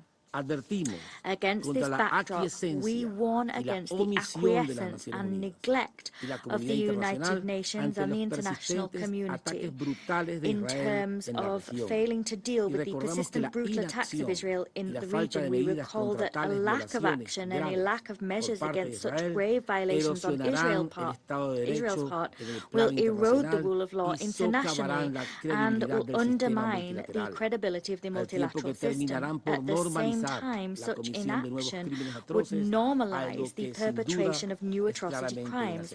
That is something which is undoubtedly clearly unacceptable. We underscore that such flagrant violations of the United Nations Charter and the continued brutal attacks waged by Israel, which constitute threats to regional and international peace and security, must be condemned unequivocally by all of us, including by this Security Council. In this connection, we also underline that the use of double standards and selectivity in defending the principles of international law, including the principle of the prohibition of use or threat of use of force, would only undermine the integrity and purposes of the United Nations Charter. That would set a dangerous precedent for the violation of laws. Madam President, the group of friends in defense of the Charter moreover underscores the fact that the Secretary General has a responsibility to defend the purposes and principles of the United Nations Charter. He must reject the deliberate and flagrant use of force against the Islamic Republic of Iran. The Director General of the IAEA also has a responsibility to promote the security and protection of nuclear facilities and to preserve the integrity of the IAEA's mandate. As such, he must denounce Israel's attacks against peaceful nuclear facilities in Iran.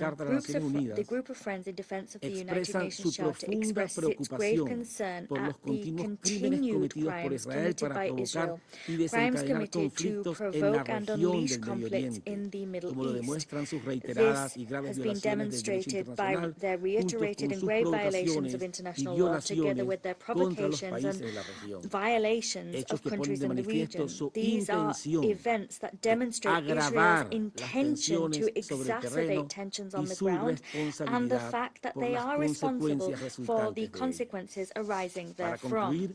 To conclude, we wish to emphasize that it is incumbent upon all states pursuant to international law to refrain from providing aid or deliberate assistance to Israel in order to brutally perpetrate atrocity crimes against the Islamic Republic of Iran or any other nation of the region. At the same time, we point to the inherent right of the Islamic Republic of Iran to self-defense, this pursuant to international law, and we also point to the urgent need for the international community to demand that Israel be held accountable for all of their crimes against the Palestinian people and the region as a whole. Thank you, Madam President. I thank the representative of the Bolivarian Republic of Venezuela for his statement, and I now give the floor to His Excellency Mr. Stavros Lambrinidis, head of the delegation of the European Union to the United Nations. Thank you, Madam President. I have the honor to speak on behalf of the European Union and its member states. Madam President, we expressed from the day one our deepest concern at the dangerous escalation that threatens to destabilize the Middle East following Israeli strikes on Iran and Iran's response. Today, we reiterate a strong commitment to regional security, including the security of the State of Israel, and call on all sides to abide by international law, show restraint, and refrain from taking further steps which could lead to serious consequences such as potential radioactive release. The European Union has always been clear that Iran must never be allowed to acquire a nuclear weapon and is concerned about the IAEA's recent report, based on which the IAEA Board of Governors found Iran in non-compliance with its legally binding nuclear safeguards obligations under the NPT.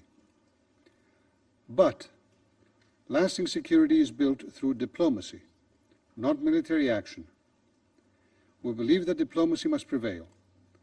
The EU spares no effort to reduce tensions and to find a lasting solution to the Iranian nuclear issue, which can only be through a negotiated deal. Madam President, we, both EU member state ministers and the EU High Representative, have taken numerous bilateral contacts since the start of the conflict with all stakeholders, including phone conversations with our Iranian counterparts, to call on Iran to take decisive steps to return to negotiations and pave the way for a diplomatic solution. In this vein, the High Representative and the E3 ministers are meeting as we speak in Geneva the Iranian Minister of Foreign Affairs.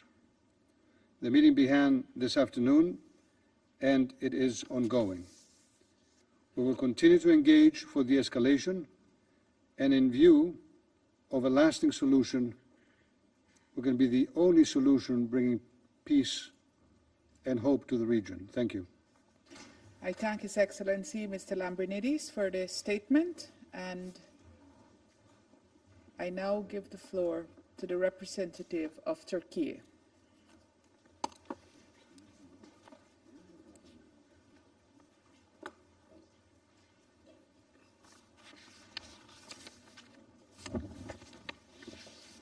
Thank you, Madam President. I would like to thank Secretary General for his sincere and guiding statement. I also thank USG DiCarlo and Director General Grossi for their briefings. Turkey condemns in the strongest terms the recent attacks conducted by Israel against Iran. These strikes constitute a manifest violation of the UN Charter, in particular the fundamental obligation on all member states to refrain from the use of force against the territorial integrity and political independence of any state. We view the rapid escalation now unfolding across the Middle East with profound concern. Hundreds of lives have already been lost, and the risk for further bloodshed is alarming. Moreover, a wider regional collision will aggravate the risk of nuclear or radiological spillover and mass displacement, disrupt global trade and transportation routes, and imperil energy security at a moment of acute volatility. As a neighbor of Iran, Turkey reiterates the imperative of de-escalation, leading to an immediate ceasefire and a return to diplomacy. In that regard, we will fully support the Secretary General's call for maximum restraint and stand ready to assist all efforts aimed at halting the violence. Madam President, Israel's deliberate strikes against safeguarded nuclear facilities in Iran are unprecedented. They contravene international law, the statute of the International Atomic Energy Agency, relevant IAEA resolutions, and a Security Council resolution. These attacks must immediately stop. By targeting such installations, Israel has consciously placed nuclear safety and security at grave risk, with possible radiological dispersion that would endanger human health, biodiversity, and environment far beyond Iran's borders for decades to come. The IAEA's verification activities inside Iran have already been impeded. It is also deeply troubling that a non-NPT state, which maintains deliberate opacity regarding its own nuclear capabilities, is attacking the nuclear infrastructure of an NPT state under safeguards. This recklessness strikes at the heart of the global non-proliferation regime, compelling all of us to reflect upon its wider repercussions. The international community, especially this august body, must therefore unite in urging Israel to accede to the Treaty of Non-Proliferation of Nuclear Weapons as a non-nuclear weapon state and to accept robust IAEA verification. At the same time, concerns regarding aspects of Iran's nuclear program should be resolved through dialogue and strengthened cooperation between Iran and the agency. Turkey has consistently underscored that a diplomatic process remains the only viable route to settle the nuclear dispute and has supported and facilitated efforts toward that end. We continue to believe that diplomacy is the sole sensible path forward, and we call on all actors in a position to do so to exert their utmost efforts in this direction. Madam President, beyond the immediate nuclear risks, the security ramifications of this conflict are extensive. Energy security, which is inseparable from the national security, is now under severe threat.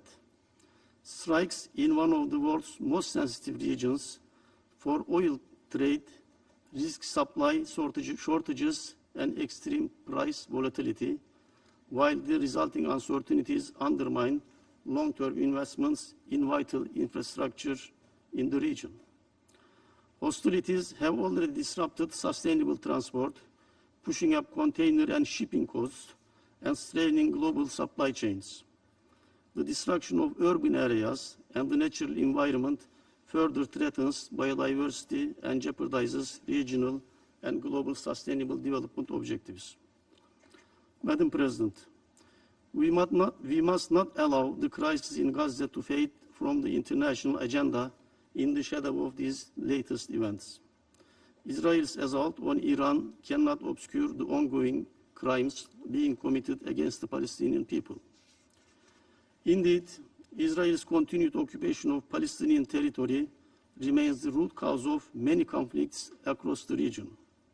A just, lasting and comprehensive peace is attainable only through the recognition of an independent, sovereign and contiguous state of Palestine within the 1967 borders, with East Jerusalem as its capital. International community must therefore press with urgency for an immediate cessation of hostilities in Gaza and Iran alike, and redouble efforts to implement the two-state solution. Imposing peace is no longer a mere option. It is an imperative to preserve the credibility of the UN system and to safeguard the international law. Failure to do so will only fuel a vicious cycle of violence and war. Madam President, this Council must act collectively and decisively to prevent further escalation. The risk of wider conflict, forced displacement on a massive scale, and irreversible environmental harm demands our immediate attention. Turkey stands ready to contribute constructively toward any initiative that will de-escalate tension, restore the ceasefire, and relaunch credible, meaningful diplomacy. Let us seize this moment to reaffirm our shared commitment to the UN Charter, to the global non-proliferation regime, and to the principles of peaceful dispute settlement. Only by resolute adherence to these norms can we hope to avert catastrophic consequences for the Middle East, for the international community, and for next generations. Madam President, I touched on the spillover effects and displacement in Iran. Of course, UN staff is not immune from that. To the knowledge of this Council, 45 UN staff has been evacuated to Turkey from Iran. This shows also that this Council must act. Thank you. I thank the representative of Turkey for his statement. There are no more names inscribed on the list of speakers. The meeting is adjourned.